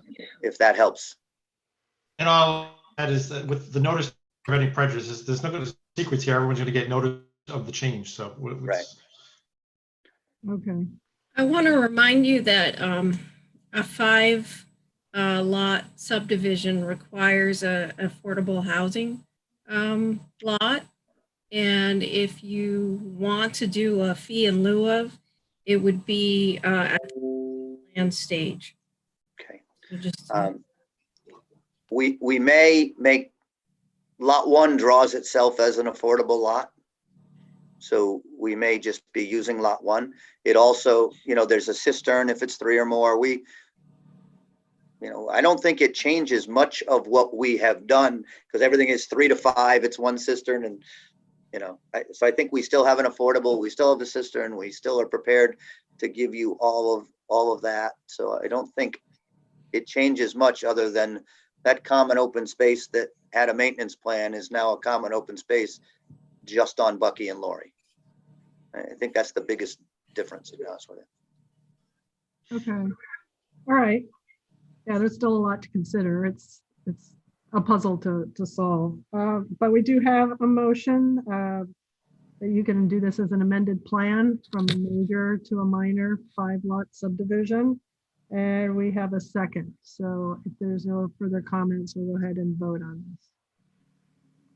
And With notice, Madam Chair. with notice, right. With notice. And also, I guess prior to that, I have to close. I don't know, is there any member from the public, Jennifer? I forgot. Is there any member from the public that wishes to speak? no one is raising their hand. All right, so, okay. All right, so we will vote on this. Actually, do I then close this as a public informational meeting since this is the end of it, or do I keep it as a continuation? Just close it because it's going to be an application anyway. So. All right, so the public informational meeting. Can I just remind one thing? Yes, If you're inclined to do it as an amendment, I think we also need an extension of the clock. You're taking the words Or out a of new my clock. mouth, Court. See, I'm getting better. You're doing well. You and I are agreeing. I think I should be retired is what I should be doing. I should take it as a win and go home. It is 20 weird things have happened this year. right. Okay, so how do we put this motion? Can we extend? Can we do one at a time? Let's vote on the Mr. Hardy's proposal. Accept this as an amended plan with notice, and then we'll have a separate motion to time clock. Then we can do that after. Okay. All right. So we have the first and the motion and the second. So we're going to vote on changing this to an amended minor plan. With notification. Sue, Yes. Susan, yes. Peter, Yes. Adam. Adam, I'll come back to him. Rosemary, Yes. Janice, Yes. Christine, Yes. Adam, calling once, calling twice. He looks muted on mine. Yeah, it is. I don't know if he stepped away. Vote. Okay. All right. So now we need a motion to extend the time clock. Well, actually, what do you think? Start with applicant requests 60 days additional, because we're going to need at least the January meeting and at best the February meeting. If you're really happy in January as a preliminary and a final, we need at least 60 days. I agree. I'll make a motion to approve the request of the applicant to continue the time clock for 60 days. Okay, is there a second? It's 60 days from December 31st? Or, Yes. I mean, actually, that's not much because you've got leap year. Not leap year, but you've got If we- a. That was last year. How about the March 30th? What do you think, Stu? Yeah, if the applicant is good with March 30th, that gives us 3 months. You never know when, something comes up. Snowstorms. A blizzard. No, never, not Skype. On Zoom, yeah, all right, so. Well, looks like Portsmouth's zoning may get canceled tomorrow, and I'm like, it's Zoom, can't we do this? But So are you agreeable to a 90-day extension? sure, Okay, all right. Okay, That'll so go. caveat that I hope we do better. So that'll So go- I amend my motion to go with a 90-day extension of the time clock, which Okay, the applicant approves. and is there a second to that amendment? Second. Peter, okay. Okay, so we'll take a vote for the 90-day extension. I got, well, the whole thing changes, but, all right. Stu, Yes. Susan, yes, Peter, Yes. Adam, are you back? Nope. Rosemary, Yes. Janice, Yes. Christine, Yes. okay. Okay, good luck with your, I don't know. Thank which you. Number application this is, but. I'm sorry. yeah. I'm sorry and thank you, but at least we're going in easier, not harder. Yeah, and our next meeting is January 12th, I believe. Okay. Court, I'm going to call you probably next week or the week after, because I just want to solidify to make sure I understand what you pointed out. So that by the time we get before the board, they'll have a memo outlining. Perfect. Okay, Thank you. whatever's good. Thanks, everybody, again. And hey, Merry Well- Christmas, Happy Holidays. Oh, hold on. Hold on a second. I Can't think leave yet. he wants to mention something about zoning and the horse arena. Who? Bill? Bill Moore. Oh, okay, Bill, go ahead. One stop.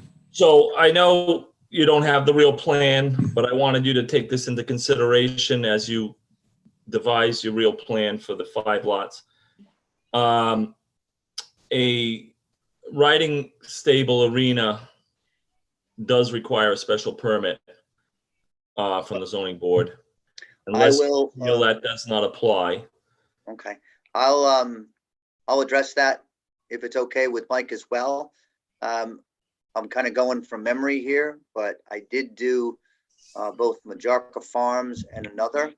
I thought you could have the riding stable. I at one point have an opinion from the town of Tiverton. I think it may have been Gareth Ames at the time, that it was the riding academy and teaching of lessons that required it, and the housing of horses on a lot that was more than 5 acres did not require a special use permit, and the riding arena for your own clientele at the barn did not require a special use permit.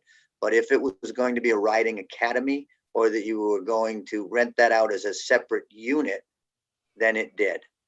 So I know that's a lot, but Mike, we have a memo on that from a couple of years ago and an opinion. You may not agree with that opinion, but I'll get it to you. That's fine. One other thing. I don't mean you, Bill, but but that was a distinction that was made then. But I'll make sure you have all of that. And again, I'm easy. If you think you want us to get a permit, we will go get one, because I just is not anything that anyone in this area would probably object to. And the only other thing that I wanted to mention, everything that I'm looking through is 125 feet from a wetland in the zoning. Now, I know the subdivision rules may have a different ruling on that, but septic systems of 125. Septic systems for sure. We wouldn't be requiring any variance, but under the rural residential subdivisions, it says no buildings and disturbance within 100 feet. And it's normally the 50-foot wetlands. So we wouldn't be altering that in the watershed area, But that isolated wetland to the south is one of the things we'll ask either Mike or, I'm not unfamiliar, Stu, with Cooks, so I'll figure that out on what you did last time. I'm sorry I didn't know that in advance, but that's where we'd be asking to do it. But we're certainly not going to be asking to put a septic system. We're not varying it for that. We're varying it for, you know, the arena itself. Okay. Okay. But Tell Bucky to knock some more trees down. That's funny, brother. Real funny. I didn't catch it. We're going to plant some seedlings, he said. Christmas trees. I'm trying to run defense if you figured that out. Okay, thanks, Court. Thank you, everybody. And again, Thank you. Merry Christmas. Happy Merry holidays. Christmas. Take care. Take care.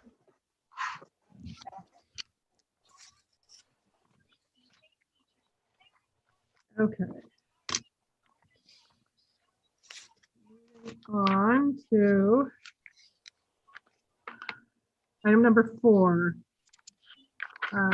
which is Bill Sales Firewood Master Plan Public Informational Meeting, Bill's Wood Sales Major Land Development at 109, Lot 701, 702, 703, 704, Tiverton Industrial Park, east of Progress Road, Industrial and Planned Development Park zoning districts, review and possible vote, continued from December 1st, 2020, time clock of 90 days is January 31st, 2021.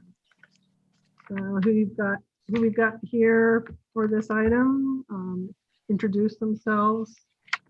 Hey everybody, Adam Thayer. I have a Bob Lance, owner of Bill Sales. I got Josh Rosen here with me. Who's going to be on behalf of Principal Engineering. Who I think is going to be going over the new submission documents. Okay. All right. Go ahead. Whatever you want to do. Good evening, Ms. Chair, members of the board. For the record, Josh Rosen, Rhode Island registered professional engineer with Principal Engineering, office at 27 Saconnet Ridge Drive in Tiverton. If you'd like, I can do a quick recap unless, Ms. Chair, you'd like to say anything about the application at this point. No, if you want to just go through the changes that were requested and what's on the plan. Absolutely. So obviously the board should remember from the last month's hearing at Master Plan, we went over a thorough set of review comments from Steer Engineering. We had a healthy amount of planning board comments, questions. And what we did was we went back, we revisited the master plan set. We made as many of the pertinent changes to the master plan level detail that were applicable.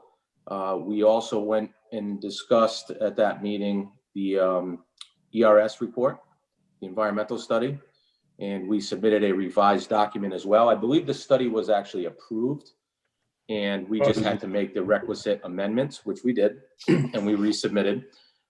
During the process, we also had a follow-up with both the water company or the water department and the local fire chief. And we were able to basically receive our requisite approval letters from each regarding the water system and the fire suppression element of that as well. We have basically no other outstanding comments as far as we're concerned with respect to the master plan level detail on a plan sets and on the supplemental material. There were a few items that were noted in the most recent Steer report. In the Steer report, I mean the one that was a review done on the revised submittal.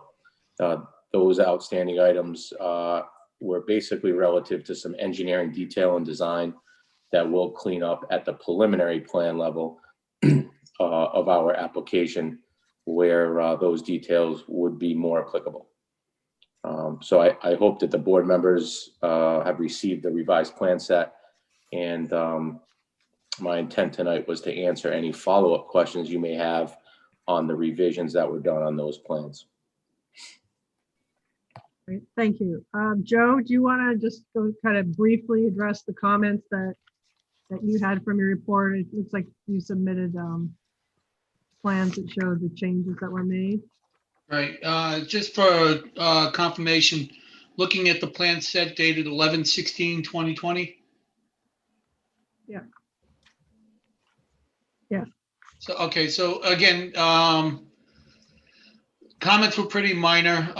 Some line work should be adjusted. I think from comments that we've heard from the board members, we want a clear label on the proposed asphalt driveway.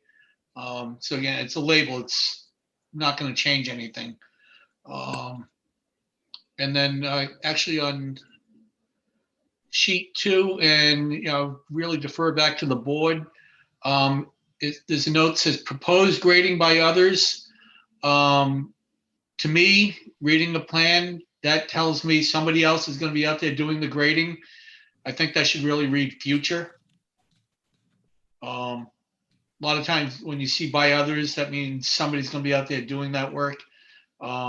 It's future grading anticipated. So a lot of my comments are really mundane. I don't think I've got check marks on virtually everything else. So you're satisfied with the master plan detail of stormwater? Yes, yeah, again, he's got the, well, Josh, did you ever do a revised stormwater plan, or no, I'm sorry, calculations, or were they as calculated? Did they include all the impervious areas? Remember, I had some discrepancies in areas for impervious, and so Yeah, I didn't know how that worked out. Yeah, we went back and reviewed the calculations. They fairly accurately match the plan. We'll basically do one more review before preliminary and when we submit to DEM. But in the case of we were presenting the stormwater facilities, the sizing of them and the grading, it works with the numbers that we're going to use in our calculations. Right. So, and just clarification for the board. And I just wrote this on another project. Josh and I are looking obviously at the exact same plans. I can promise you we won't come up with the same areas. It's a matter of interpretation when you start to delineate areas. So usually I try to look to see, as long as we're in the same ballpark, in the same basic area, that's close enough. Is when DEM looks at it, I can guarantee they'll come up with a third area. And they do the same thing. As long as we're not grossly, some gross number apart that would actually change the calculation, it's usually deemed acceptable. Okay. Rick, like I call on you next. Here, Yes, you had yes, a comment? Susan. Yeah, so for the curb cut, you sent a letter for the one curb cut. I just was wondering, because I know they relocated the gravel path. Does that require a second curb cut or no? Just so we know. Well, for the if water- I understand you correctly, that the gravel path will exit onto either Progress or Industrial Way. I'm not familiar with the gravel path. It's the water line easement, that water line easement that's currently accesses off the cul-de-sac, goes for the water line. So they have an easement depicted, but now they had to relocate the gravel path so it could be accessed from Progress Road. I don't know if you have the plan for you.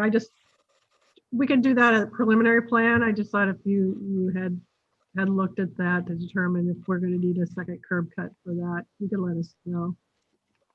Okay, is that on the west side? If I'm remembering correctly, now that you refresh my memory, that's on the west side? No, it's on the north.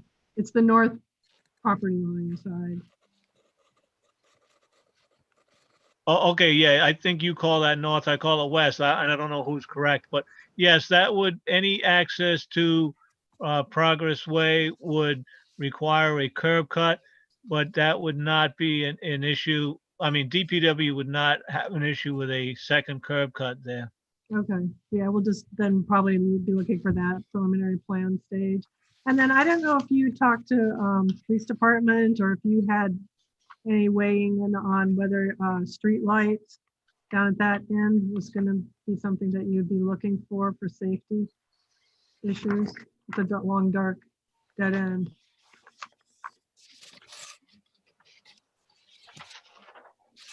And that's something that I guess we could be conditional to preliminary planning, which is something that we had discussed that was brought up last time. And I kind of wanted to have you and police department weigh in on that if you wanted to see a street light down there. And actually, I don't know if it would be all the way. And I and the police chief can talk about it. Oh, all right. Yeah, usually the police weigh in for safety. And I know because the power line doesn't even go all the way. It cuts in fairly early, so I don't know if it'd be on that second pole, that last pole that was installed. But I know it's just like, 5 o'clock in the winter. That's a long, dark road down there. I thought maybe for safety reasons it might need a street light. So we'll just make that we can make that a condition of master plan if we don't have an answer yet. Susan, on that, from DPW's perspective, DPW would just as soon have, and they make these as standard reflectorized, basically panels along that where there's a dark street. Instead of a light, you have reflectorized panels, so then any traffic headlights see that readily, and they can see that the road ends, or that there's an obstruction. And as far as lighting it up for safety, that would be something the DPW would prefer that the applicant put on his own property if he feels that it's necessary. Okay, so where are the reflector panels? If they're not like on a railing, are they on the road? Just so I understand where they are. Yeah, they would be, in this particular case, they would be along the berm at the end of the cul-de-sac where the traffic headlights would shine as they're traveling on the road. Oh, okay, all right. I think that's something that you and the police chief should get together on, Rick. I'm sure he's be in agreement with you, but it's a safety thing. Right. Sure, Rosemary, we're happy to discuss that with the police chief and Jennifer, yes. Yeah. Okay, all right, that'd be great. Yeah, we can sort that all out for master plan and the preliminary plan. That'd be fine. Having worked down there for 2 years, I know what you mean. Yeah, actually, Bill, I see more. You're still on screen. Do you have any comments for this project? I think no zoning relief was required. No, everything's fine for me right now. We'll address anything else at time of building permit issuance. Okay. That may come up, but right now I'm fine. Okay, thank you. Thank you. Yeah. Does anybody else from the board have any comments or questions? For Jennifer? I have a check mark on the master plan that I received on the cover page. Is that over? That's here. That's Joe. That's his plans. Oh, that's Joe's plan. Okay. Green checks. That means it's approved, the whole thing. Never approved. Well, I didn't know where it came from.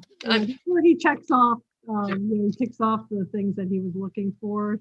Okay. That he found. It was just in my box, so. Yeah. Yeah, and Rosemary, I'm not approving things. That's up to you. No, I'm just saying, no. check in the box for me. You get to vote. Sounds good. I know we'll address the landscaping and lighting and architectural design and all that preliminary plan. The only last comment I had was again, Josh, on the setbacks. I'm not sure why you still have 20-foot setbacks on along the southern one along Road G. I mean, you're proposing it as a single lot. And you have a 30-foot setback, and then you go back when you get to the cul-de-sac, you went back to the 20-foot all along there. It should be a 30-foot setback, so that'll just need to be corrected at preliminary. Well, it's a corner lot technically, so I tried to interpret like I usually do the zoning table for a corner lot. And there, technically, it's a front setback Oh, it on is. both streets. In the planned development park, I don't know if that applies to that. If it does, then that's fine. I know Bill. Moore? It won't impact the location of the building. No, it doesn't impact everything. I just wanted to make sure. Bill, can you comment on that if that's the case? The frontage that is greater is that what you're looking for? It's the setback that runs along Road G. See, I looked at that. I thought that was considered side yard, but he's saying because it's a corner lot, you count it as front yard setback, which is 20 feet. Yeah, So unfortunately, I do not have that plan in front of me, but the front yard setback is by whichever one has the most frontage. So that would be your front. Right. Susan, did you want me to share my screen? Oh, yeah, sure. So Bill can see it. I mean, it can be corrected in a preliminary plan. I just wanted to sort it out, just so when this plan gets recorded, we know what the setback is. Okay, it should be up, correct? Yeah. Yep. So along Road G, Yep. got a 20-foot setback, and for planned development park, it has So, side yard setback should be 30 feet. But he's saying that that was a corner lot, so it follows, right, Josh, that it's still 20 feet? Now, this is an unimproved road, right? But Yeah. quite possibly will be improved at some point. right. Okay. Yeah, so technically, that road G should be your front, and you should have your front setback off of G. We run into this problem all the time, and it doesn't make sense most of the time because when you're developing the property, you're coming off a progress road, and all of a sudden now there's a paper road or whatever it may be that may or may not get developed. But that's the way the zoning reads, that it appears G has much more frontage than progress. Now, how much is that going to affect this plan? Well, if I can just throw something in there that I see right off the bat, Bill, what's the address of the building now? Is it Progress Road or is it Road G? Well, it's up to the fire department to do that, but they would probably call it progress. And that's part of the problem why we run into the same problem over and over again, where that property will have an address many years possibly before the other road is improved, and they're not going to change the address later on down the road, so it is confusing, and it like many things in our zoning, it's the way it reads, unfortunately, it's sometimes not correct. This is a large project,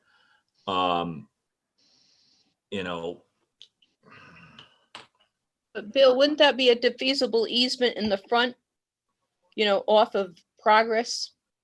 Like you say, it until G is, Well, unfortunately, most of the time, the setbacks go from the roadway where the address is derived anyway, right, and we don't even pay attention to it, but that is the way it reads. But unfortunately, half of the homes that are on corner lots weren't done the way our zoning reads. right. So now we're in an industrial park or a, planned development park, and Progress Road's going to be their address. I'm sure of it. Right. So I'm okay with you calling that the front. I don't have the right to change zoning, as we know. The problem is it's happened many, many, many times throughout town. you know, if you want to call it a side yard setback, when G gets improved, it's not going to change anything. You know, you're still going to have your address from Progress Road. It's just going to be closer to Road G. Right. It So may never be improved. it may never be, but Yep, right, you have unfortunately, to. you know, we have this come up over and over again, and it's kind of I mean, I guess the question is, how would you like it when it gets recorded? Is that as a 20-foot or a 30-foot setback? It's just a matter of how it gets recorded. I know it doesn't look like it's going to impact the project at all. It's just a matter of how you want it recorded for future. 20 foot's fine. 20 feet's fine? Yeah. Okay, right. All right, thanks. Thanks, Joe. You bet.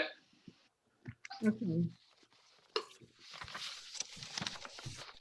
Oh, yeah, so is there any other comments anybody has? Is there, this is a public thing, right? Yeah, is there anybody from the public, Jennifer, calling for public comment? No, no one is raising their hand. Okay. Okay. If nobody has any further comments or questions, it's like this plan is ready for consideration of master plan approval. What I'll do is just do a brief review of what we've done so far. The review of the submission. Tiverton Conservation Commission has reviewed the environmental review statement, and the planning board has approved that environmental review statement. An ad hoc technical review committee meeting was conducted. We've received a zoning determination letter that no zoning relief is required. We have received a letter from the Tiverton Fire Department addressing the propane tanks, the fire hydrant, the access roadway, and the water line. We have received a letter from North Tiverton Fire District of water availability to the site. We've received a letter from Department of Public Works Director that has approved the one curb cut to the site. The applicant has requested a traffic waiver. So we'll need to take a vote on that. And all steer reviews have been submitted and issues have been addressed. And it has been an advertised public informational meeting. So with that, with the site plan review and the documents received, we're ready to go forward with master plan approval, unless anybody has any other comments or concerns. Okay, I think at this point then we'll close the public informational hearing. And want to comment on the conditions that we will be considering for this master plan approval. First one is that there will need to be a merge of the 4 lots before the final plan is submitted and approved. We'll need, after all engineering is completed, at the preliminary plan, written confirmation from the Tiverton Fire Department on the water lines and propane tanks meet public safety standards. We will need written confirmation from the fire department, police department, and DPW to comment on if a street light for public safety is required. We have heard weigh-in from DPW this evening. We have fully engineered DEM approved stormwater and OWTS design will be required. Fully engineered driveway and parking surfaces to meet state and local standards will be necessary at the preliminary plan. We will do a design review under Article 20 at the preliminary plan to address landscaping, lighting, architectural design, and signage. And the design elements are to be generally compatible with the Tiverton Enterprise Park development standards and guidelines. And any legal documents will need to be drafted and reviewed to address stormwater, operate management, landscaping, and any easements prior to preliminary plan approval. So those will be the conditions for this master plan approval. So with that, we will proceed to the oh no, actually, why don't we first, I guess what we need to do is a traffic waiver was requested.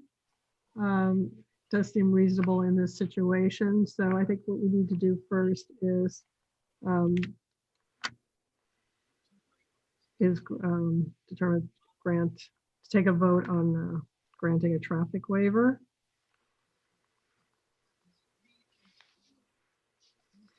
So do we have a motion for that in a second? Saying that we're not going to require a full traffic impact study for this application. I would make that motion. I'll make the motion. If somebody seconds the motion, then we can comment on it, and I have a comment to make on my own motion. Okay. Is there a second? Second. Peter. Okay. All right. Go ahead, Stu. So I think it's reasonable to grant a waiver. This is not a development that will generate a huge amount of traffic. We have been told that individual customers will not be coming to the site, that the wood will be delivered from the site in the owner's own trucks out to customers. But I would like to know, I think the town needs to know how many trips there will be generated on a daily basis, including maybe Saturday, as well as Monday through Friday, just so that we have a sense of that, and so that we can kind of keep track of that, because that would be very helpful as the park gets more built out in the future. Or are you saying that you'd like to have that information presented during a preliminary plan, but you Exactly. The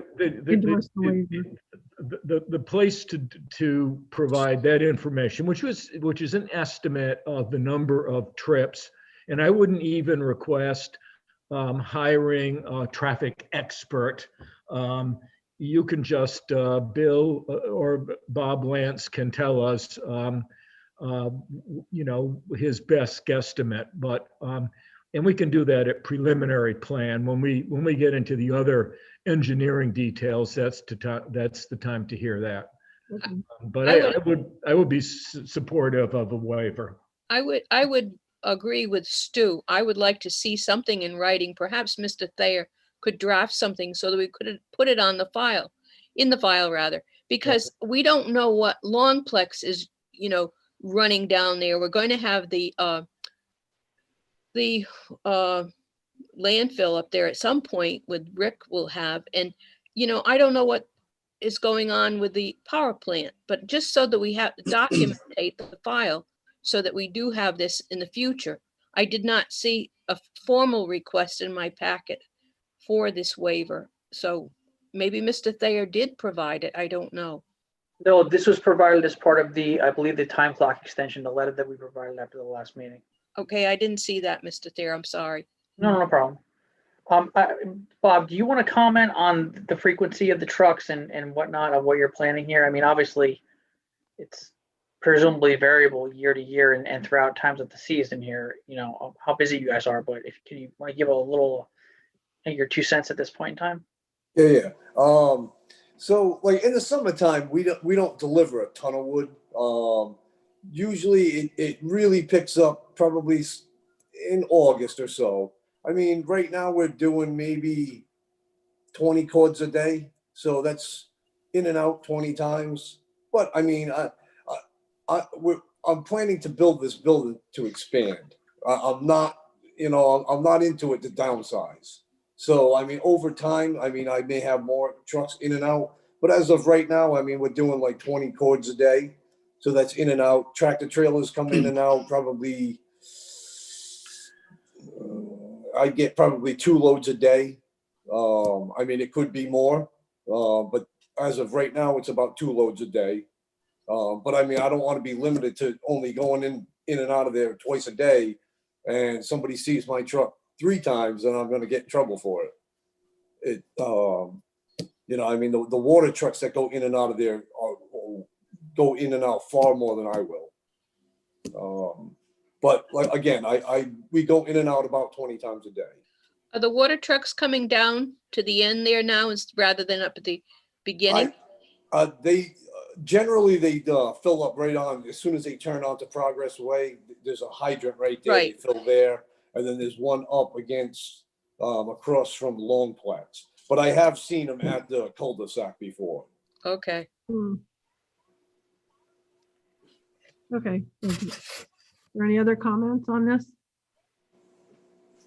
Okay, so we have a motion and a second. If I may, Sure. Go ahead, Rick. yeah, no, if I may, I didn't know Bob was going to mention that, but just to give Stu or anybody else an idea, I was going to say that about the water trucks. Most obviously they're coming in the spring and summer, but they come in the autumn a little bit too, and really don't notice them.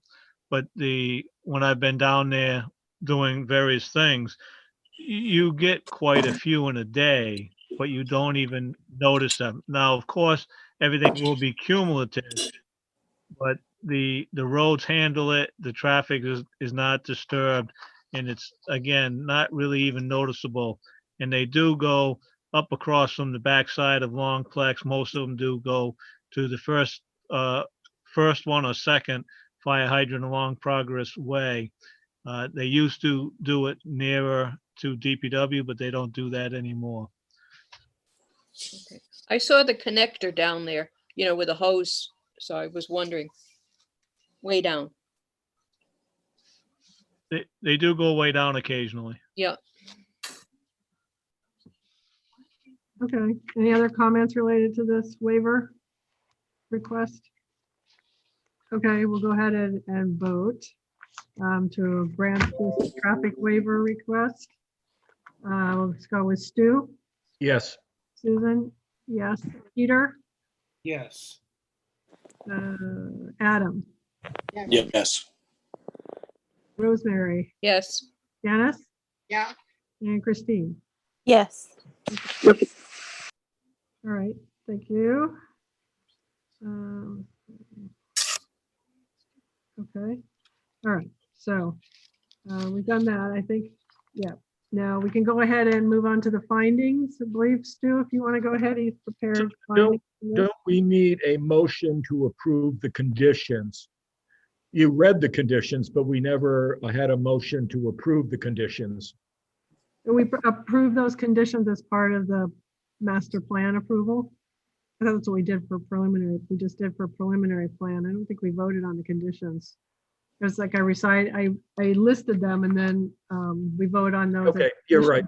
Sorry, you're right about that. So would you like me to go on with the the findings? Findings of fact?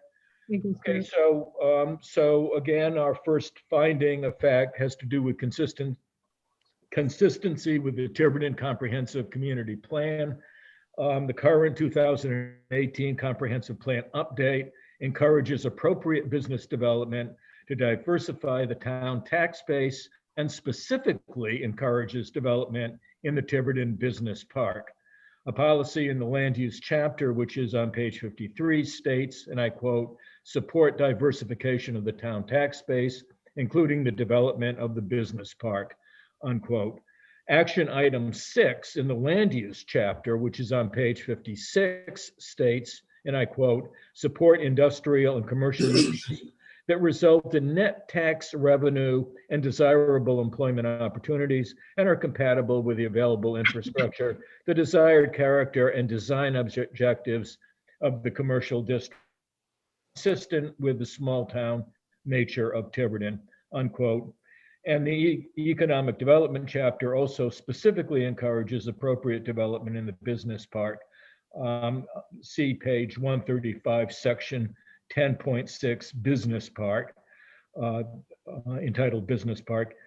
And it identifies small business development of the business park as a guiding economic policy on page 138.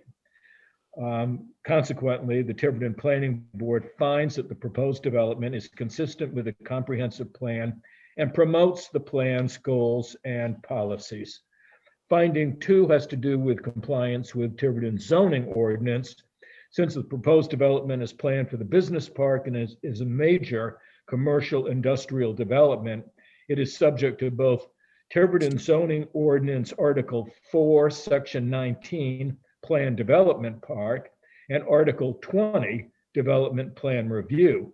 The development is also subject to Article 8, Watershed Protection Overlay District, because some of the land is in the Stafford Pond watershed. The proposed development meets the criteria established in Articles 4, 8, and 20 when the conditions on master plan approval are fully satisfied, the conditions that Susan just enumerated. No zoning relief is needed. The existing 4 lots, when merged, will total approximately 263,188 square feet, and that's approximately 6 acres, large enough to host the proposed facility.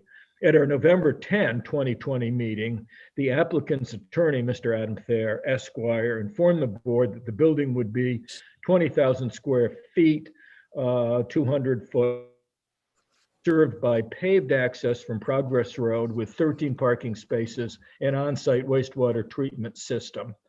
The site is served by public water service. Consequently, the Tiverton Planning Board finds that the proposed project is consistent with the zoning ordinance. Finding 3 has to do with no significant negative environmental impacts. The board is in receipt of a letter dated December 9, 2020 from Superintendent Robert Ouellette Jr., North Tiverton Fire District, stating, and I quote, "There is adequate water and pressure for the estimated 45 gallons per day usage in this location," unquote. The environmental review statement prepared by Principi Engineering, Inc. states that, quote, "There are no noted threatened or endangered species within the project site." Another quote, "There are no wetlands or water bodies present on this site." And finally, no development will be undertaken on that portion of the property, which is in the Stafford Pond watershed. Stormwater management measures will be addressed in detail at the preliminary plan stage. The Tiverton Conservation Commission has reviewed the ERS and in a letter dated November 23rd, 2019, a year ago, Chairman Thomas Ramatowski stated, and I quote, "At its November 2019 regular meeting, the Tiverton Conservation Commission voted unanimously to endorse and recommend to the Planning Board approval of the environmental review statement. The Planning Board discussed and accepted the revised ERS, environmental review statement, which is dated August 12, 2020, at its November 10, 2020 meeting, with input from our consulting engineer, Joseph Cardello of Steer Engineering. The Tiverton Planning Board consequently finds that the proposed project will have no significant negative environmental impacts. Finding number 4 is that the development will not result in creation of lots with physical constraints to development. Plat 109, lots 701, 702, 703, and 704 will be merged into a single 6-acre plus lot with ample space to host the proposed 20,000 square foot building and associated driveway access and 13 parking spaces. The Tiverton Planning Board consequently finds that the proposed development will not result in the creation of lots with physical constraints to development. And finally, the final finding, which we've discussed a little bit already this evening, all proposed lots have adequate and permanent physical access to a public street. We were discussing frontage a minute ago on Progress Road and on unimproved Road G. So the proposed development has ample frontage on Progress Road and 2 unimproved roads, Road F and Road G. A single access driveway from Progress Road is anticipated, although I think I heard tonight that there may be 2 points of access, which Rick Rogers said he has no problem with curb cuts for. But I guess that's an issue that we'll be discussing further at the preliminary plan stage. So I believe that the Tiverton Planning Board should find that the proposed development has adequate and permanent access to a public street. So those are my 5 positive findings of fact. All right, thank you, Stu. All right, after hearing that, do we have a motion to approve the 5 findings of fact as Stu recited? So moved. And is there a second? Second. Peter, okay. Is there any discussion or comments on any of them? Any to add? Okay, go ahead and do the vote. We'll start at the other end. Christine? Yes. Janice? Yes. Rosemary? Yes. Adam? Yes. Peter? Yes. Susan, yes, and Stu. Yes. Okay. And we did I like go through those? Okay. All right. So the 5 findings have been approved. Very good. And then the last item would be a conditional master plan approval, incorporating the items that I mentioned previously. I'll make a motion that we approve conditional plan approval, master plan approval. I'm sorry. Okay. I'll second that. Okay, are there any other comments or questions on this, concerns? Okay, very good. So we have a motion for conditional master plan approval. We'll go ahead and do the vote. Christine? Yes. Janice? Yes. Rosemary? Yes. Adam? Yes. And the cat? Peter? Leave me alone. Those cats. This Amanda's cat. Is that your cat? Peter? Yes. Susan? Yes. And Stu? Yes. All right, great. And the cat. Okay, excellent. And Peter's dog. I was looking up when I saw the dog. I know, animals, they're important. Okay. All right, congratulations. You now have your master plan approval. You go forward with your preliminary plan and your design review and landscaping review will be fully reviewed at the next stage of application. I did just have one question before you go. I know this property is still owned by the town. I didn't know at what stage you were planning to purchase the property. I don't know if you know yet, if it's going to be preliminary plan, final plan, prior to recording. I know there's a new council, so they'll need to be brought into the loop, and I think so. I don't know. I'm gonna have to speak with Mike about that. I know we had put in the purchase and sales agreement, upon receipt or something along those lines of all necessary permits and approvals for the development of the project. I think once we're a little bit further down the line and we kind of have the finish line in sight, then we'll probably be looking to move forward on that. Okay, yeah, just so if we do it between preliminary and final plan to close it out, then just so that reflects on the site plan that he's also the owner and the applicant. Sure. Right? Yeah, just kind of keep track of this because you have a new council now. Yeah, absolutely. Yeah, and Mike, I'll connect with you on that. Yeah. All right, excellent. All right, thank you. Congratulations. Thank you very much. All right. Thank you. Merry Christmas. Merry Christmas. You too. Thank you. Great. Susan, I have to excuse myself. I have a deadline on something else I'm working on, so 9 o'clock's the witching hour for me. Apologies. All right. All right. Well, thank you. Thank you for being able to come tonight. Good night, all. Right. Congratulations, Peter, on your grants and on your production. Thank you.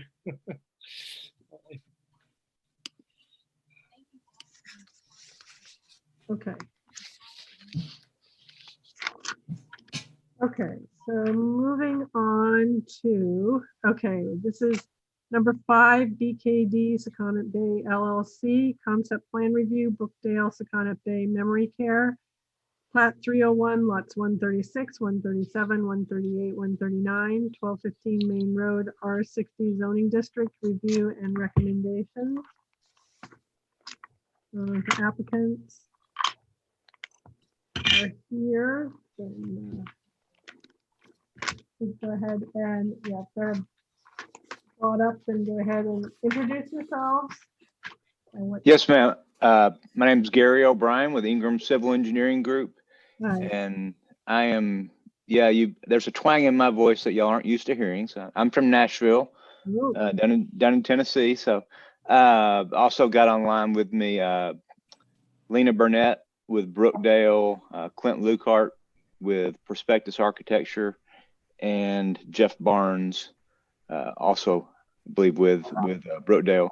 I did want to note one thing on the item under it's listed. It says R60 zoning district and everything, and I went back and checked. Everything I see says it's R40.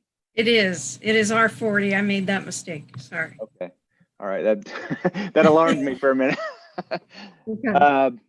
The proposal, obviously, it's a concept plan that we have before you tonight. Is a 18,000 square foot, 30 bed memory care facility to be added to the existing Brookdale Seconic Bay campus.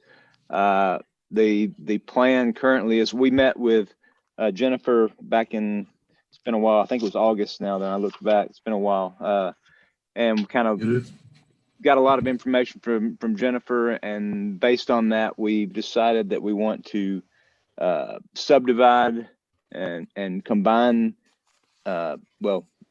combine some of those more residential looking lots into the bigger lot, and then subdivide a separate parcel for this memory care facility. About 3.2 acres is what we're proposing. Again, this concept plan, so we understand that it's subject to revisions and your input, but that is the kind of the desire that we wanted to present to you tonight on a concept basis and get your input. All right. We'll open it up to anybody if they have comments, questions. Lots of questions. Could I ask a question? Absolutely. Was there any background material sent out to the planning board on this proposal? I don't recall ever getting anything electronically, and I went into town hall and picked up all of my mail in my mailbox and on top of the mailbox on Friday, and there wasn't anything at all on this proposal. So I don't have a single piece of paper on this proposal. Oh. Is there anybody else that doesn't have the documents for this item? If it just got missed to being put into Stu's packet? Is there any way somebody can put the plan up on the screen? Jennifer, if you have it, or the applicant has it, can put it on the screen? I could probably get it pulled up pretty quick. I have it on my screen. All right. Okay, that's Clint. Hello. Yes, you can share your screen. You're a panelist. Okay. I know how to do that. All right. I think there was plans submitted, Stu. I don't know why you didn't get yours. I actually have a full set, so. Right, that's why I don't know if Stu's the only one that didn't get in. Do you see this? Yes. Okay, good. Yes. So the existing property is this entire area. What Gary was talking about is up in the northwest corner, there's several smaller, I guess, sublots, or I'm not sure how they were labeled on the existing survey.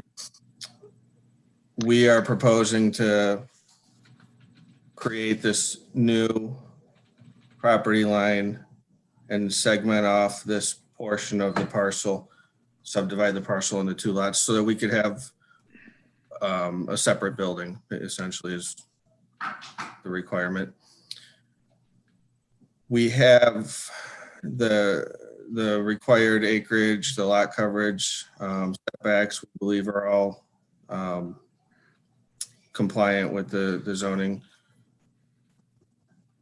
And I guess the biggest question I have is, which side of the parcel would be considered the front and the side for determining setbacks. We do have frontage, so to speak, on both the north and the south.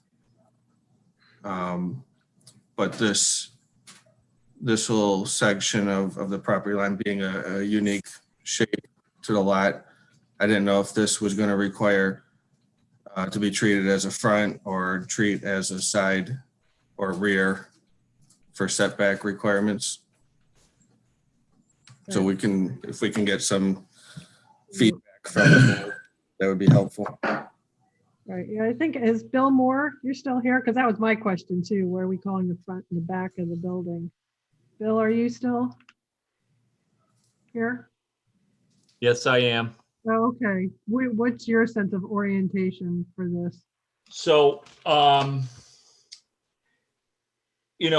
there's a lot to this because it was the old Coachman, but, for the subdivision and all the things that go along with that. But for frontage reasons, yeah, you're going to have to go off. I'm not sure what the name of that street is without my magnifying glass, but hold on. What's the name of the street? Shannon. Shannon Avenue. Yeah. So that's going to be your front. That's, the other roadways are private roads inside the complex. And that's all I can say about that. So your front setbacks would be off of Shannon. Oh yes, I can see it now. And it's a one-story building, right? So we don't have a height issue. Correct. How large is the parcel left behind? 7.097 acres plus or minus. Okay. And we did provide the data over on the right side of the plan, both existing as it is today, and then after the lot split. Yep. Okay. So yeah, So- you would go ahead. I was just gonna say that the lot where the memory care is located, that's actually lots currently that you would Correct. be changing and changing where the lot line is. So That's I correct. probably, yeah, it's not that you're gonna be dividing them into two. Well, no, it would be obviously it would be a replatting. It would be vacating those existing lot lines and creating a new lot line. You're correct. It's only affecting 2 lots? Or is it 3? There were 4 lots. There are currently 4 lots. It's a 4-lot subdivision. Correct. And you realign them, they are proposing two lots. So they would realign the original where the original building is. Right, the original, yes, yeah, the lower, what is that? I don't know what that corner is. The lower left property line for the main building Yep. is a new line. It's a new line. In the old existing one, it This is basically where you come down from the cul-de-sac or the turnaround, and that line, that basically went all the way across, and that roughly then that lower portion was part of that lot. Those lots are all by deed, correct? And the assessor draws from the deed. There's no plan on record. Well, it's on the GIS. Yeah. It's on the GIS by the assessor, Oh, not by end evidence, no recorded plan. but not as a subdivision. No. Clint, if you can show the survey, the Alta survey that we have, I think it's the 3rd page in that package. If you could pull that up, that will show the existing lot lines.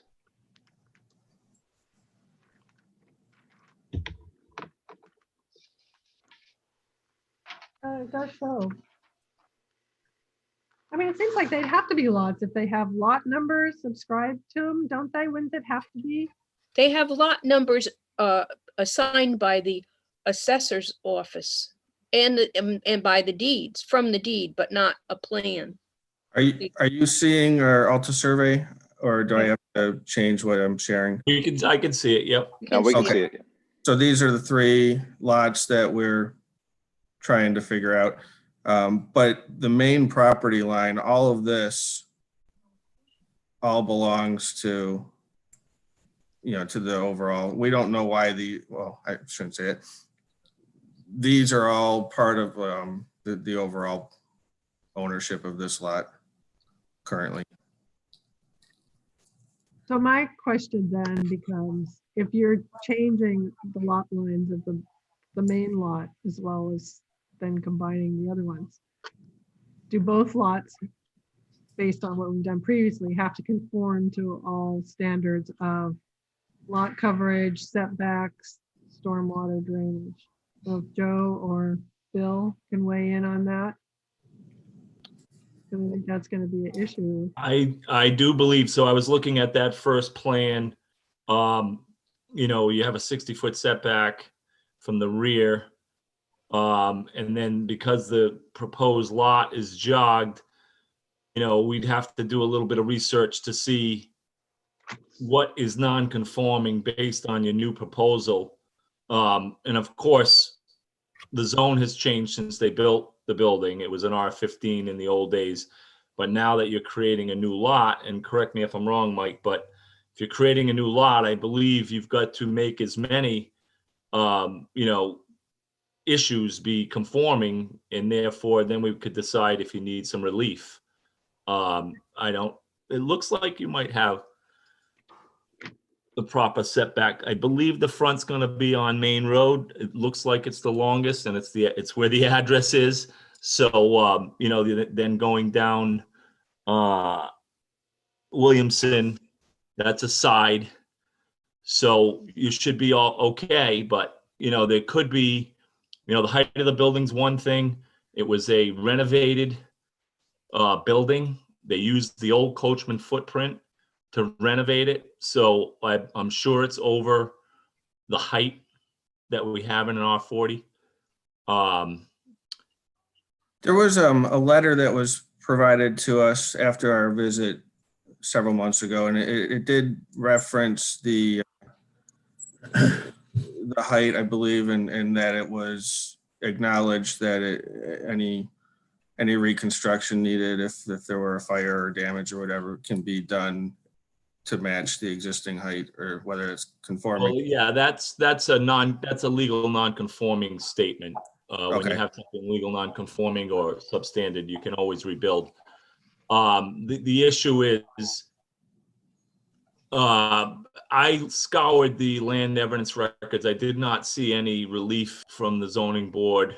I'm not an expert at finding that stuff, but I did not see any relief. I know who the building official was at the time, and there was a lot of letters from attorneys and stuff in the file. So they did use the footprint, and they did use the height of the old Coachman, and they did retain the rights of the bar and restaurant in a convalescent way, in an R15 at the time. So now that it's an R40, I believe we have to follow the R40 rules to create a new lot. Whether or not we have to get relief for the height of the building, we're going to have to confer on that with council, with Mike, just to see if that is in fact something that needs relief. So one of the options we had considered, I believe the reason for the lot split was because the code allows for only one structure per lot. So we did have some investigating and some questions on, what constitutes being a separate building. If we were to connect these physically with a walkway, a covered walkway, for example, or even an underground tunnel or a bridge or something, does that make it one building? Then ultimately, with consulting with the owner, the decision was made to move forward with this path of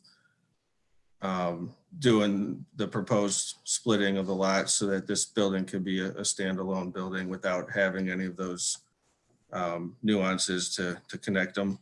Right. I mean, that's a reasonable thought, I don't know, because now you're still a legal non-conforming. We could do some calculations. It looks like you're over 25% just based on the plan, but you know, For the existing building? yeah. So this area here would be the calculations after the lot split. So as far as coverage, we're permitted 25%, and so you'd be up to 20 with the future if you connected. Well, yeah, and yeah, so without this future, we're still only at 17. Yeah, I see it.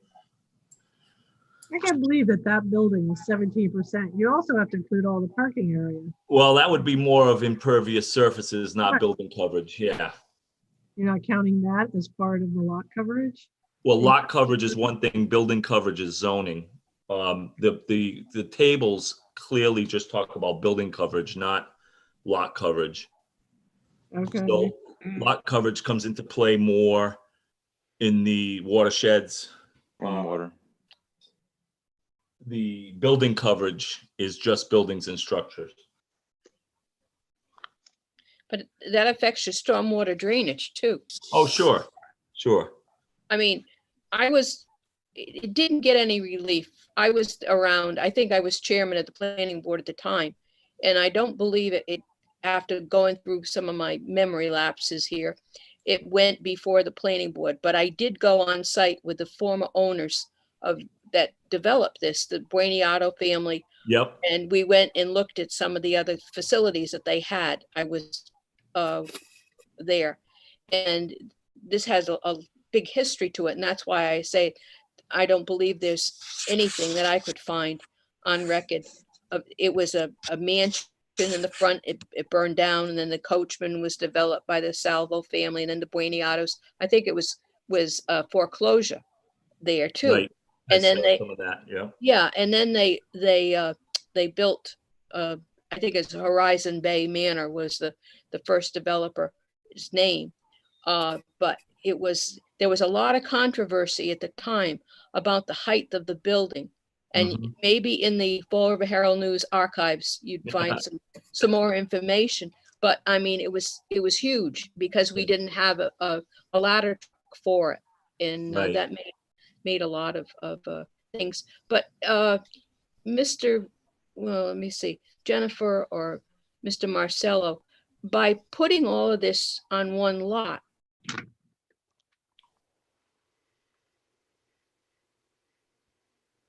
What happened? You cut out, Rosemary, there. We lost her. I thought it was me.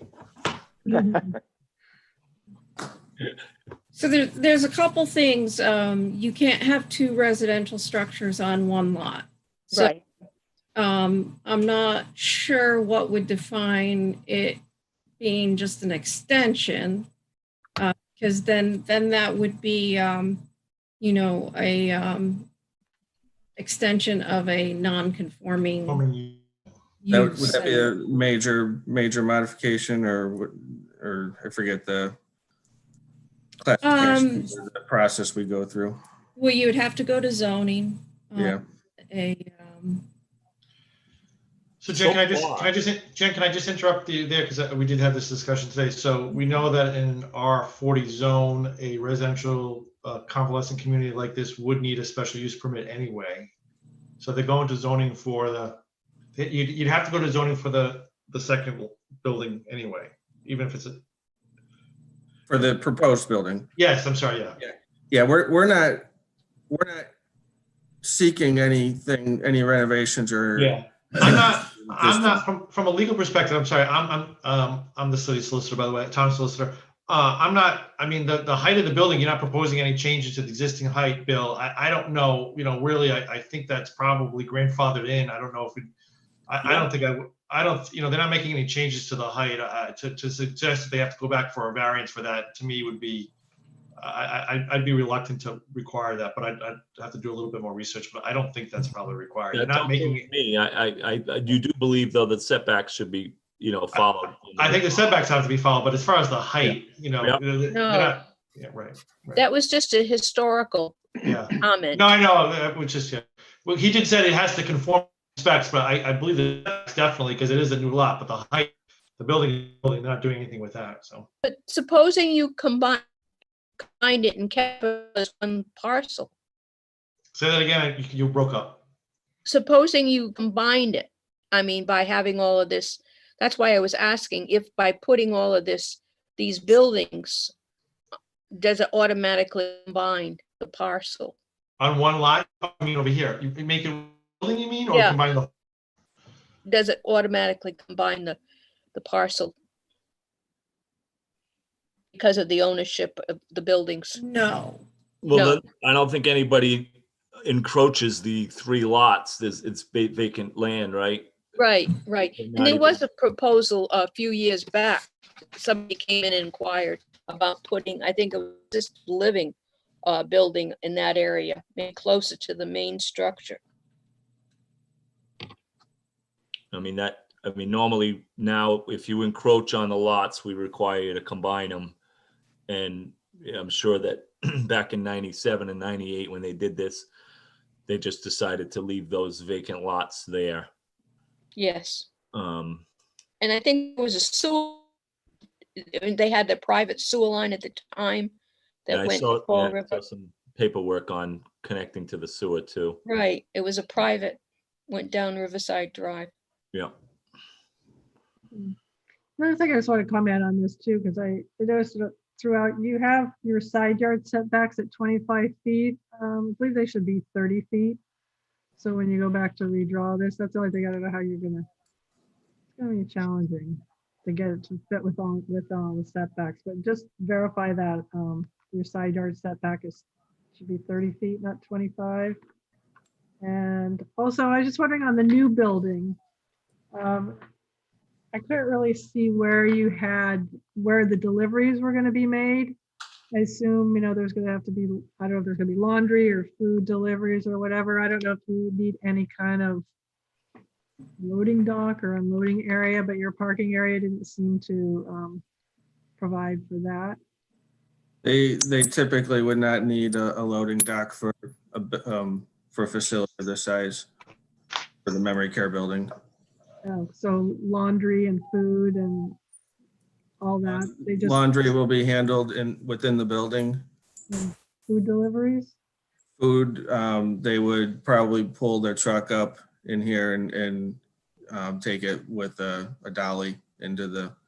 Oh, all right, if it's not a major issue. Are those, that what the dark lines are, those sidewalks? Is that what that is? Correct. Yes. okay. Yeah. Sidewalks. Okay. And then we have a secure courtyard at the back side of the building. Nice. Yeah, I think you're just gonna have to play around with it to try and get this stuff fit within the setbacks. If you're gonna be gearing that memory unit towards Shannon, and that's your front. I don't know if then that one corner, if that's considered a rear setback off that lower right corner, you'd have to be 60 feet off that line. If that's 60 feet from this. if that's considered a rear lot line. Yeah. Well, and I guess that's kind of what we're wondering, because That's my question. I don't know if that's how. Well, you could look at it. You could look at it as either. I mean, I could see it as either a side yard or a rear yard, and I think that's the question: is we need to arrive at a consensus on which one's side and which one's rear. Yeah, we are trying to minimize this particular setback in order to be able to increase as much as we can here. We're more concerned about the neighbors, Right. and leaving as much of the vegetation and growth that's existing here as we could. Mm. You could almost, you could see this is an aerial view underlaid over the site plan, so you can see where the existing vegetation is. So the more we push the building towards the Shannon Avenue, it's just going to require a larger impact on the surrounding neighbors. Mm. Well, the other thing you need to consider is, unfortunately, the hiccup in our zoning. It's in state general law, but it's not in our zoning. You cannot apply for both a special use permit and a variance in the same application. Tiverton does not have that in their zoning. So you need to figure out how not to get, if you're gonna have to get a special use permit, you gotta figure out how to work this without requesting any variances. So your use is a special use. Right. You can't have any variances. You cannot have any variances. It's not allowed in our town zoning. What, Is there any wetland on this, in that corner? no, There's nothing that I've looked on, I tried looking all the directories and maps, and I've not seen anything to indicate wetland, no. Yeah, it's fairly high, right? I mean, because that's a high point. It is high, yes. Yeah, and then it dropped below that. All right. Susan, somebody had mentioned stormwater and meeting the regulation. I think a project like this would fall under Rhode Island DEM 3.2.6 minimum standard redevelopment and infill projects. And short, what that is a project like this would not have to meet the full standard of the regulations. It says, What does that mean? well, they don't have to treat existing impervious areas. I think they're supposed to try to get 50% of existing and 100, they need to treat 100% of any new impervious areas. It gets pretty convoluted with, the different standards to be met and how they need to be met. It is fairly well described in section 3.2.6, and it will also refer the developer to Appendix C, which is retrofit and redevelopment projects, and there's a whole process to go through there. But again, what it is, they don't have to meet the full standard of the DEM regulations. Right, so that would be for the existing building, but the new Right. building would? Is that what you're saying with the new building? Right, so they would need to meet the standard for any new impervious areas, new buildings, new parking lots. And one of the ways of mitigating that is if they were to delete existing pavement, so they can get a credit back that way. They could put rain gardens in the existing. If they couldn't treat the new building in its entirety, they could do, say, 50%. They could do treatment of the same water quality volume on other parts. So they could treat part of the existing condition and just take credit for it towards the new one, the new building or the new impervious. So there's a lot of different ways of doing it. It gets pretty involved. And again, the stormwater design manual is 483 pages, and it does get involved. But I would definitely direct them to the minimum standards and Appendix C. I've printed out about 100 of those pages already. Along those same lines, I want to clarify, are you saying that for the if we split this lot out, and obviously we would have to do stormwater, we would have to handle this and treat the stormwater and detain on the new property, but what would we have to do for the existing building and the parcel that it's left on? Would we have to bring that up to those standards too? Well, no, I think that's something, I think, Joe, that's only the case if you treat it as a whole site. But if they're just if they're having a separate site, the memory care, then they treat it as a separate project. It would only be this, yeah. No, and I agree. The where it says proposed one-story memory care, that's new impervious, and that would have to meet the full standard. I was looking over at the future 10,000 square foot phase 2. That would be more of the infill or retrofit project. Right. Fall under that category. Well, that's another hurdle for zoning. Yeah, but you should be looking at the entire picture. Right. So, And if I, when it comes down to when you get through all the zoning and the planning nuances of, what can be done with variances or without, one of the things I would recommend to the applicant is the Rhode Island DEM is very good with their OCTA meetings. It's an OCTA meeting. Put in a request online. You send them your plans. You could send them these plans. They schedule a meeting usually within 10 days. It's a informal meeting, and basically DEM will tell you this will apply, this will apply, this won't apply, and they'll tell you exactly what you have to do to obtain a stormwater quality permit. Thank you for that information. That I will definitely do that. Yeah, just go on the website and look up OCTA meeting. Okay. There's a lot of new impervious surface being added because that loop to the south doesn't exist right now, correct? And that would all fall under new pavement and need to meet the standards. Meet the current standard of full water quality and peak discharges. And there's a new entrance off of Shannon Avenue that's new with the circular. No, that's existing. No. That's existing. Okay, I stand corrected. This lighter gray included Okay. the donut here is the cul-de-sac is all existing. Gotcha. And there is some paved walk. Wouldn't the Who's speaking? Rick, that's Rick Rogers. Oh, Rick, go ahead. Rick? Yeah, but was saying earlier, I think the north-south leg of that J-shaped, that sideways J-shaped roadway or laneway, that would fall under the infill in my understanding, the north-south leg of that, because that would be on the existing lot. So there would be some relief there is my understanding. Right, but even under the infill, right where the cursor is. Right, but even under an infill, it's new impervious, so they would have to treat 100% of the new impervious. They only have to treat, and I'm scrolling through, I think it's 50% of the existing impervious, and DEM is great.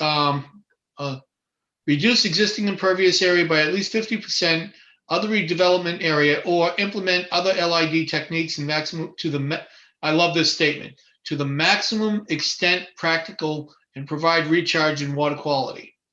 So that's pretty subjective, but DEM they'll guide you exactly what that means. They're looking for 50%. I've seen projects with less than 50. I've seen where they push you to 60 and 70 because you can. So Jennifer, would this application come in as a major land development and require design review also at the preliminary plan stage? Well, I think I understand the desire to look at it as a whole plan, but in zoning way, you can't do that because you can't have two buildings that are residential, which is what this is, on one lot. So if we're going, creating the minor, we have to think of it as two different projects. So first thing, first thing they have to do is change it from a 4-lot minor to a 2-lot minor subdivision, correct? Yes. And then it would be a major land use for the memory care. Memory care with and then what development plan review.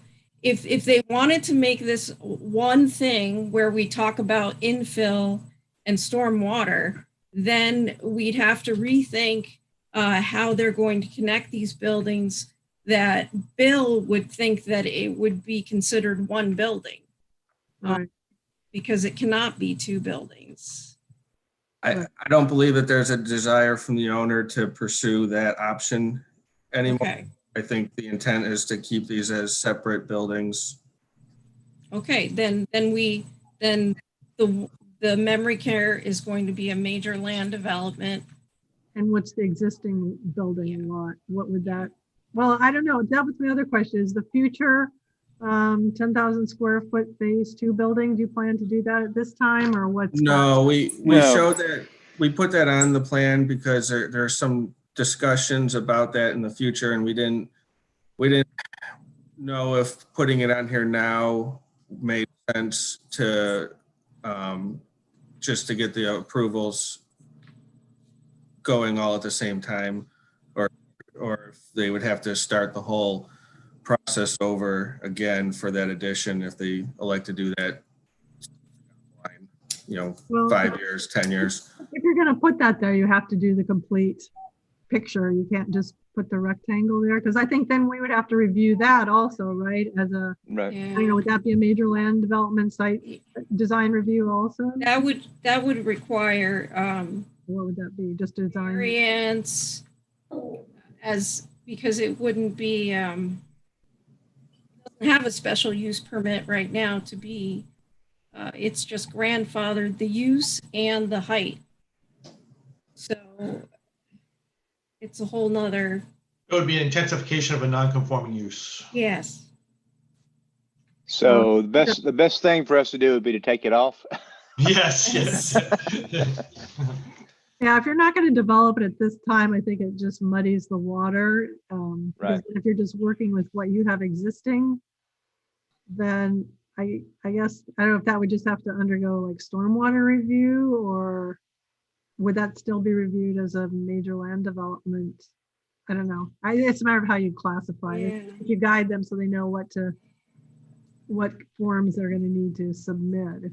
Yeah, I think it would be kind of like if you think about it as cheese wheel, like a major, it would be a development plan review. Right, because of the roadway. Do that with variances. Okay. Yeah, so how that would work.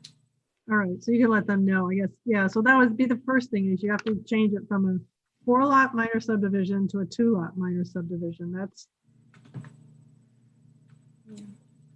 yeah, and then that is a major land development. I mean, I do, this is Lena Burnett. I do have a quick question about that future phase 2.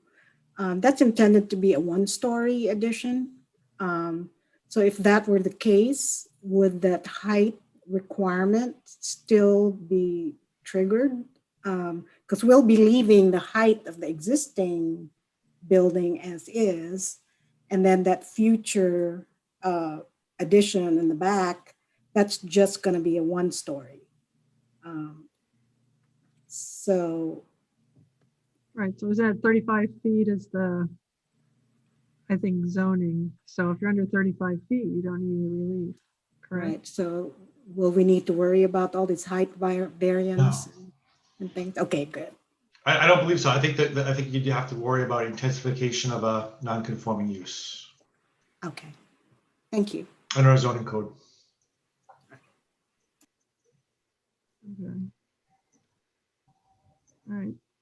Anybody else have any other questions, or applicants? I don't know if you have, we've given you a lot of information. I don't know if it's clear or not. You understand where to go with this? Sounds like. Well, I guess I just want to make sure I'm crystal clear on how we're interpreting, or what the setbacks are going to be for, I guess, all the different sides of this property line, proposed property line.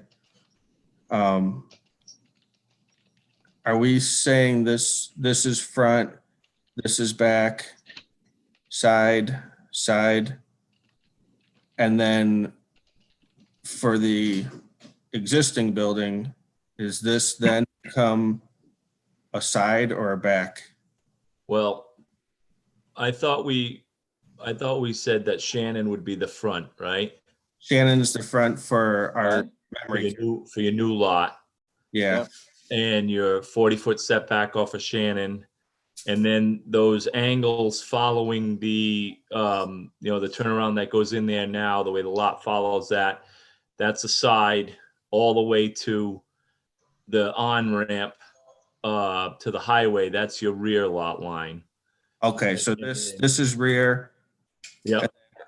All then, this is side. Right, and then you've got the other piece going towards Shannon. That's all side. And then from the left behind lot, you've got Main Road as your front, Shannon as your rear. It looks like Main, yeah. And you're going to be a side on Williamson, and that funky line is your other side on the left behind line. So you got to meet those setbacks. And the side is 25 feet, right? Or are we talking about you mentioned 30 feet? This belief's 30. No, it's 30 feet. Yes, 30 feet. Okay. So if this 25-foot dimension right here became 30, that would be conforming? Right. So it's got to be 30 from both buildings. Okay, because right now we have 60 and 25. Okay. Yeah. Yeah. Bill, So you're counting that as side yard, not rear. Correct. That's why I wanted to clarify. Well, Bill just said it was a side yard. That's why the rear is Bill just identified that as a side yard. Yeah. So the rear is different on the two lots, but the side, that common side, is a side for both lots. So the 205-foot line there on the proposed building side is a side yard. Yep. But on the existing building side, it's a rear yard. No, it's still a side. It's a side on both. Okay, I just want to make sure I was hearing it right. Yeah, your rear lot line is based on your furthest away from your front lot line. Your furthest line away from your front lot line. So in this configuration, we would need 30 feet plus 30 feet. So we would need a total of 60 feet separating the two buildings. Yep. So we have more than that shown. It's just where we have the property line shown is. Yep. And you've got 40 up at Shannon for the new building. So you're a little bit less than that there. Yeah. So with a slight adjustment to the property line, or even shifting this building 5 feet to the north without changing the property line, we would be conforming to all of the zoning regulations. And then what do you have on the required. Williamson Street to the existing old building? Just I'm sorry, what was that? That lot line. I'm just curious. I'm sorry, I didn't hear the question. Along Williamson Street, what do you have for a property line setback there? We're showing 40 feet right now. Oh, okay. That's fine. Yeah, but there's actually more than 40 provided. Yep. The southernmost property line over next to the residential, that would be the rear, right? Southern would be, the southern line is the one 428 feet long. That's a side for the new lot. The rear is the on-ramp line for the new lot. Okay. I know it's kind of funky. The lot's not a perfect rectangle, and it's kind of, yeah. No, I'm happy. I just want to know what it is. So Right. That's the trick. You gotta get it. Right. As long as I just want to get consensus, what's what. Yep. Yep. And then we'll figure out how to make it work. Right. So there was a mention earlier about special use and the variance cannot be on the same application or same. But the way I'm understanding it, with the slight adjustment to the dimensions, I guess the dimensions over here showing the side yard property setbacks. It doesn't seem to me like there's any variance that would be required. I haven't really seen one yet. Okay. That was my understanding as well. It's just a little quirk of Rhode Island law that they don't allow that, and our zoning code doesn't allow it as well. Some towns do, but it's just a quirk of Rhode Island law that needs to maybe have to be addressed. But yeah, that's the chair is right. That's just not allowed now. Okay. So question for you. This is Gary. For next steps, do we need to revise and come back with this concept plan again, or what do you recommend? Jennifer, you want to address? Yeah, I recommend that you just, you come back with a master plan. You might want to meet with us before you finalize that master plan.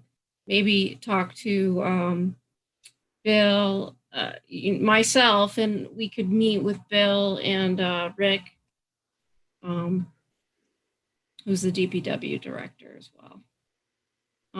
So I would submit the master plan. You don't have to come back for a concept again, unless you want to, unless you feel that I get some more input before you do that. No, I just wanted to make sure we knew what the next steps were. Right. And then remove the future phase 2 addition. Well, I guess you need to verify too whether the 4 lots have ever been recorded, or if it's recorded as a single lot to know what you're doing. I don't know, Rosemary. I don't know how it could be. They are recorded. They're in the land evidence book in the deeds. They're all spelled out in there. There's been no subdivision. Well, I'll have to talk. You check that. I'll talk to you. Yeah, I would just make sure so you know what you're changing it from, if you're going from a 4 lot to a 2 lot, or a 1 lot to a 2 lot, just so it's clear. They may be grandfathered lots by deed prior to. That's what I think. That's what I think Rosemary's. I think you're absolutely correct, because if you look at the old things, what used to happen was that the deed would go into the assessor's office, and then the ladies would be in there measuring on their plans. That's why we were always told by our former solicitors, don't go by what the assessor's records say, go by what the land evidence says. Right. That's what Because, and the lawyers, no offense, Mike, used to come in and they'd write up deeds to circumvent the planning board. That's sacrilege. Can't believe that. No. Okay. Yeah, I guess we just need to clarify that for these records. Do you know that the person that owned this parcel had a mansion in the front, and he owned all the property from across the way on where 24 comes out. He had a big tower up there, and then he owned all the way down to Riverside Drive. I mean, he had immense properties. Mm. All right. Well, I guess, yeah. So Jennifer is your point of contact, Mr. O'Brien. Yes. And she can guide you on which applications to fill out in the process and all that. So I think that's okay. Ready to go.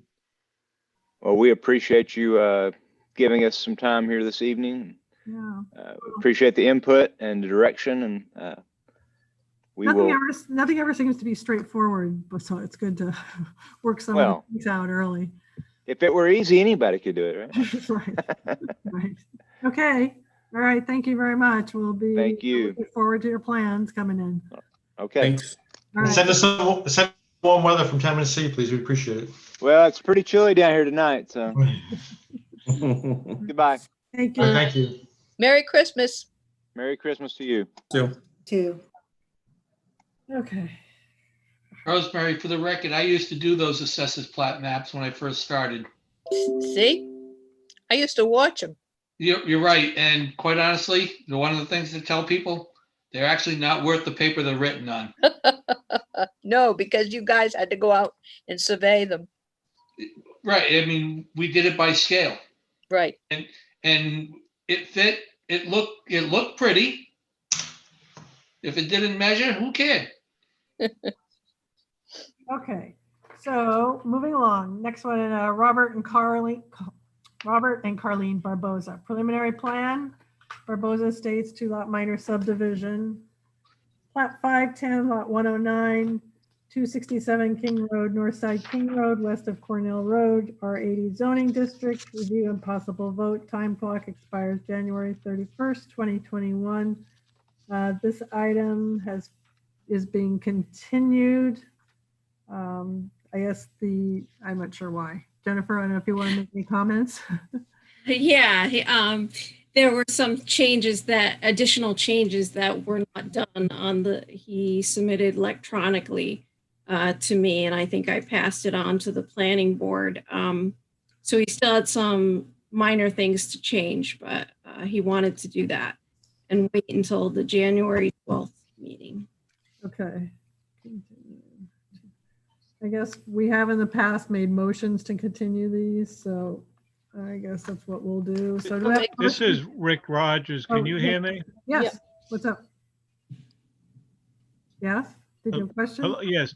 Yeah, my apologies that the technical Zoom didn't live up to its billing. I was kicked out about 15 minutes ago and have been trying to call in and Zoom in since then.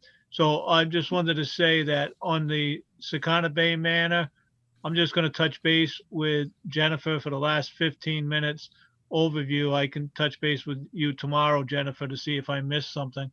Yes. Okay. You can also watch it on the video. Oh, on YouTube. Yeah, YouTube. YouTube, rather. Thank you. Right. Okay, so I guess we motion Thank to you. continue this item to the January 12th meeting. So moved. And we have a second. Second. Who is that? Sorry. Janice. Janice? Oh, okay, sorry. Okay. So this item will be continued to the January 12th meeting. As we're waiting plans for review. Okay, so I'll go ahead and take the vote. Let's see, Christine? Yes. Janice? Yes. Rosemary? Yes. Susan? Yes. And Stu? Yes. So that's 5. Is there only 5 of us left? Oh, we lost Adam. Did we lose Adam? Yes. We lost Adam and we lost Peter, right? Yes, Peter asked to. So yeah, so we're down to 5 people, right? 1, 2, 3, 4, 5. Okay, nobody else can leave. Right. And I don't count, right? No. Okay, Okay. so all set for me? Yeah, actually, yeah, you could go ahead and zoom on out of here. Thank you very much for your Perfect. tonight. I'll go put some Yeah. pellets in the wood stove and go to bed. Everybody else has. Yeah, Rick, I don't know, same for you. If you want to stick around a little longer, but I don't know if there's anything that you really want to weigh in on going any further. Nope. No, I'll sign off also. Thank you all. Have a good evening. All right, thanks. Merry Christmas, Rick. Thank you. Have a good night. Too. Thanks, Rick. So next item is Administrative Officer Report, October and November. We have those in our packets. I don't know if anybody has questions, or Jennifer, you want to comment on any of them, any items? I think you've read them. If you have any questions, let me know. I do, Jennifer. You do? Okay. I do. The first one, the Mandros administrative stuff, this is on the October report. Yes. The Mandros. Oh, I can't hear you. You're cutting out, Rosemary. What? Why? Yeah. I don't know. Try Can you hear again. me now? Yeah. Yes. It's just our internet Okay. connection is getting iffy. It says my internet connection is unstable. Why? It's the internet. Oh, okay. But on the Mandros, it was in the newspaper and it didn't say where it was, but it's Lake Road. Lake Road. Yeah, Lake Road. I'm curious. It says easterly side. Is this the former junkyard? I have not seen that it was the former junkyard. This is property that DEM wanted to purchase for open space for Mandros. Okay, because on your on November it says you mailed to the owners of both lots. Who owns both lots? Who are they? Is it Mandros? It's Mandros and DEM now. DEM. Okay. Yes. But I believe that was the former Charlie DeMello junkyard. Really? I've always been concerned, and that's the one I told you about when we were up there. We could see the entrance. I said, when it comes to us, I'm concerned about contaminants. So the state. Well, I'm curious why DEM wanted it then. I could talk to them. I thought it was all wetlands, mostly all wetlands. I don't know if that would make a difference if it's a junkyard. It was, but I believe. I mean, I don't know, but I can ask them. Wasn't it landlocked? I'm trying to remember if that was no landlocked. It's not landlocked. It goes right from Lake Road down. In fact, the Tiverton Rod and Gun Club owned something there next door to it too, which I think they bought too. But it runs down into the Adamsville Brook. I've always kept my eye on that one. Okay, that was. Well, you know, if there is a junkyard and DEM owns it now. There was a junkyard. I'm pretty sure that's the spot. Then they probably be required to clean it. So I'll talk to them. You know, if it's the soil's contaminated or what, I don't know. But you might want to look back on that one. Sure. The other one, I have a question, and it's why are we saying a major subdivision? This is back on October. Major subdivision, Budway subdivision, when it's always been to us Highland Ridge. I don't get it. Well, Budway is a long time ago. That's what the application read. I mean, Budway was Eddie Jerome's, not Tom Chase's subdivision. Well, the application from 1988 that they suggested changing or proposed changing, it was owned by Jerome's. Yeah, and Jerome came to us, and that's the one that was a private road, Budway, and then Eddie and his wife, they kept putting in house lots, and he was going to maintain it. It's got a long history. I don't know what's going on, but another historical point. Well, I mean, how can a person that, you know, was Eddie Jerome, who's dead, he put it in, how can Tom Chase be amending it? But I'm going to just suggest that we not go too deep into this because we're in process of working some of these issues out with legal counsel by Mr. Chase. So I don't really want to get into what this position of the town may or not be at this point. okay. But sometimes a little history helps, Mike. I'm I get it. available. I get it. I'm just trying to protect the record because Absolutely. Okay. All right. Anybody else? Questions on any of the AR reports? I have a question, Susan. Sure. Page 3, 1, 2, 3, number 4 down. On which one? The November? Citizens Bank Drive Up ATM. October, November? Oh, October. Yes. The one we're on. October. 1, 2, 3. yes, I see it, Janice. What is? Where are they going to put that? In the middle of the parking lot? This is the thing is they were asking Bill and I about it. And I was just wondering that just today that I haven't heard anything from them. But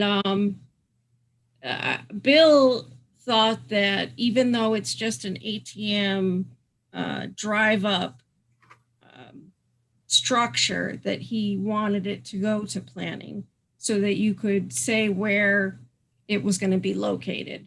But I have not seen any plans whatsoever since they contacted us back in October.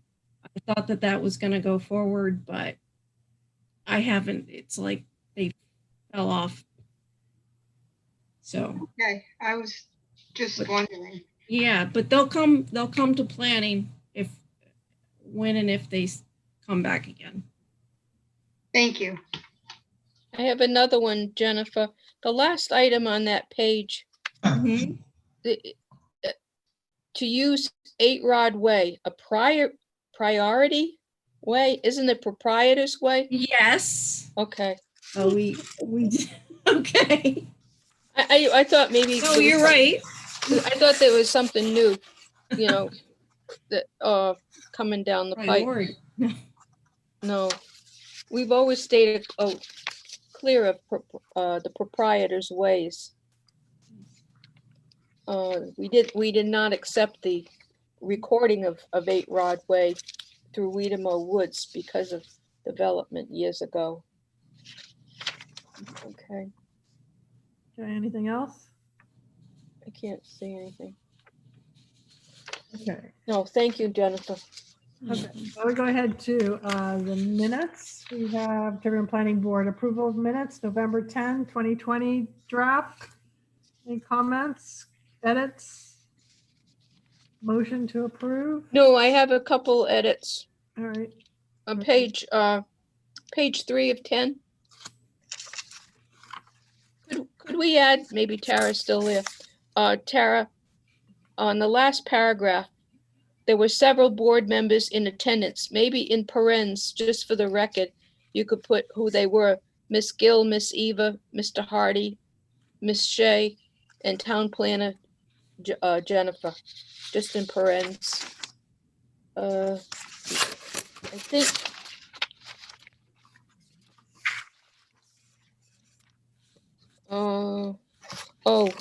on page 7 of 10, on the minutes of October 8th, discussion ensued, and it was determined that these were not considered workshop notes, as a planning board quorum was not present. This is the notes of the joint meeting. Yes. Workshop notes with the town council, as a planning board quorum was not present.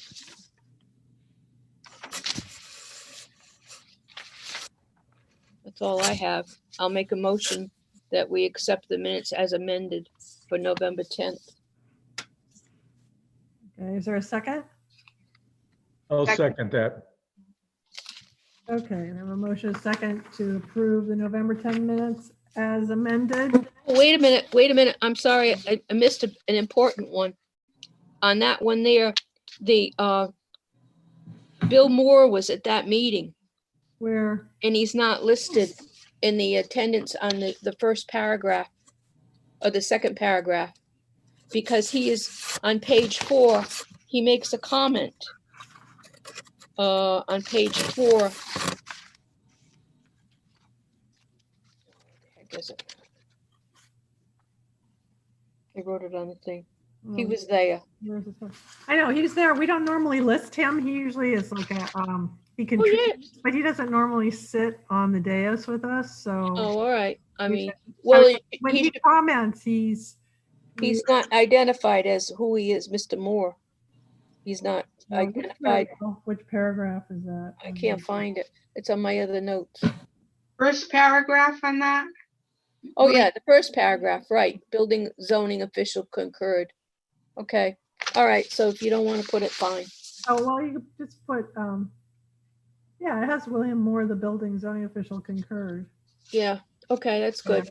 Yeah, because he was there tonight too. Okay, good. Yeah, he offers testimony, but we don't routinely include him as one of us. He's not required to be here as a staff. Okay. Okay, so there was a motion to approve, a motion and second to approve the minutes as amended. I was ready to do a roll call. Christine? Yes. Janice? Yes. Rosemary? Yes. Susan, yes. And Stu around? Stu? Yes. Okay, yeah, I just want to make sure people were present. Okay. So that's 5. Okay, now we'll move on to the December 1st minutes. You're not going to have a quorum for the December 1st minutes, so I didn't attend. So you've only got four votes. 1, 2, 3, 4. Okay. Yep, you're right. Okay, so I guess we'll have to defer Mike, do we need a quorum to approve minutes? I just prefer to have it. Just makes it more. Refer it. Okay. All right. So we'll delay these until we have a quorum. Move those to a future meeting. Jen, you can post them as unofficial minutes if it becomes an issue, but Yeah. Okay. All right. Thank you. Thank you, Stu. Next item is review of past sureties and possible vote, the gravel bonds. Item, I guess, Fund 500. Mike, any news? no news. I'm sorry about that. This Are you I ever know. going to get news? Are you ever going to get news? That's Maybe. I just served, the treasurer and I just finished a Durfee cemetery fund, so I'm not. This is not our list. Don't worry. I don't know. Maybe we should start placing bets. That's all right. Listen, what's another 10 years? I don't. Well, I don't know. I don't know. I'm trying to finish this one so I can move on to some others. I I got more waiting around the corner. I will tell you.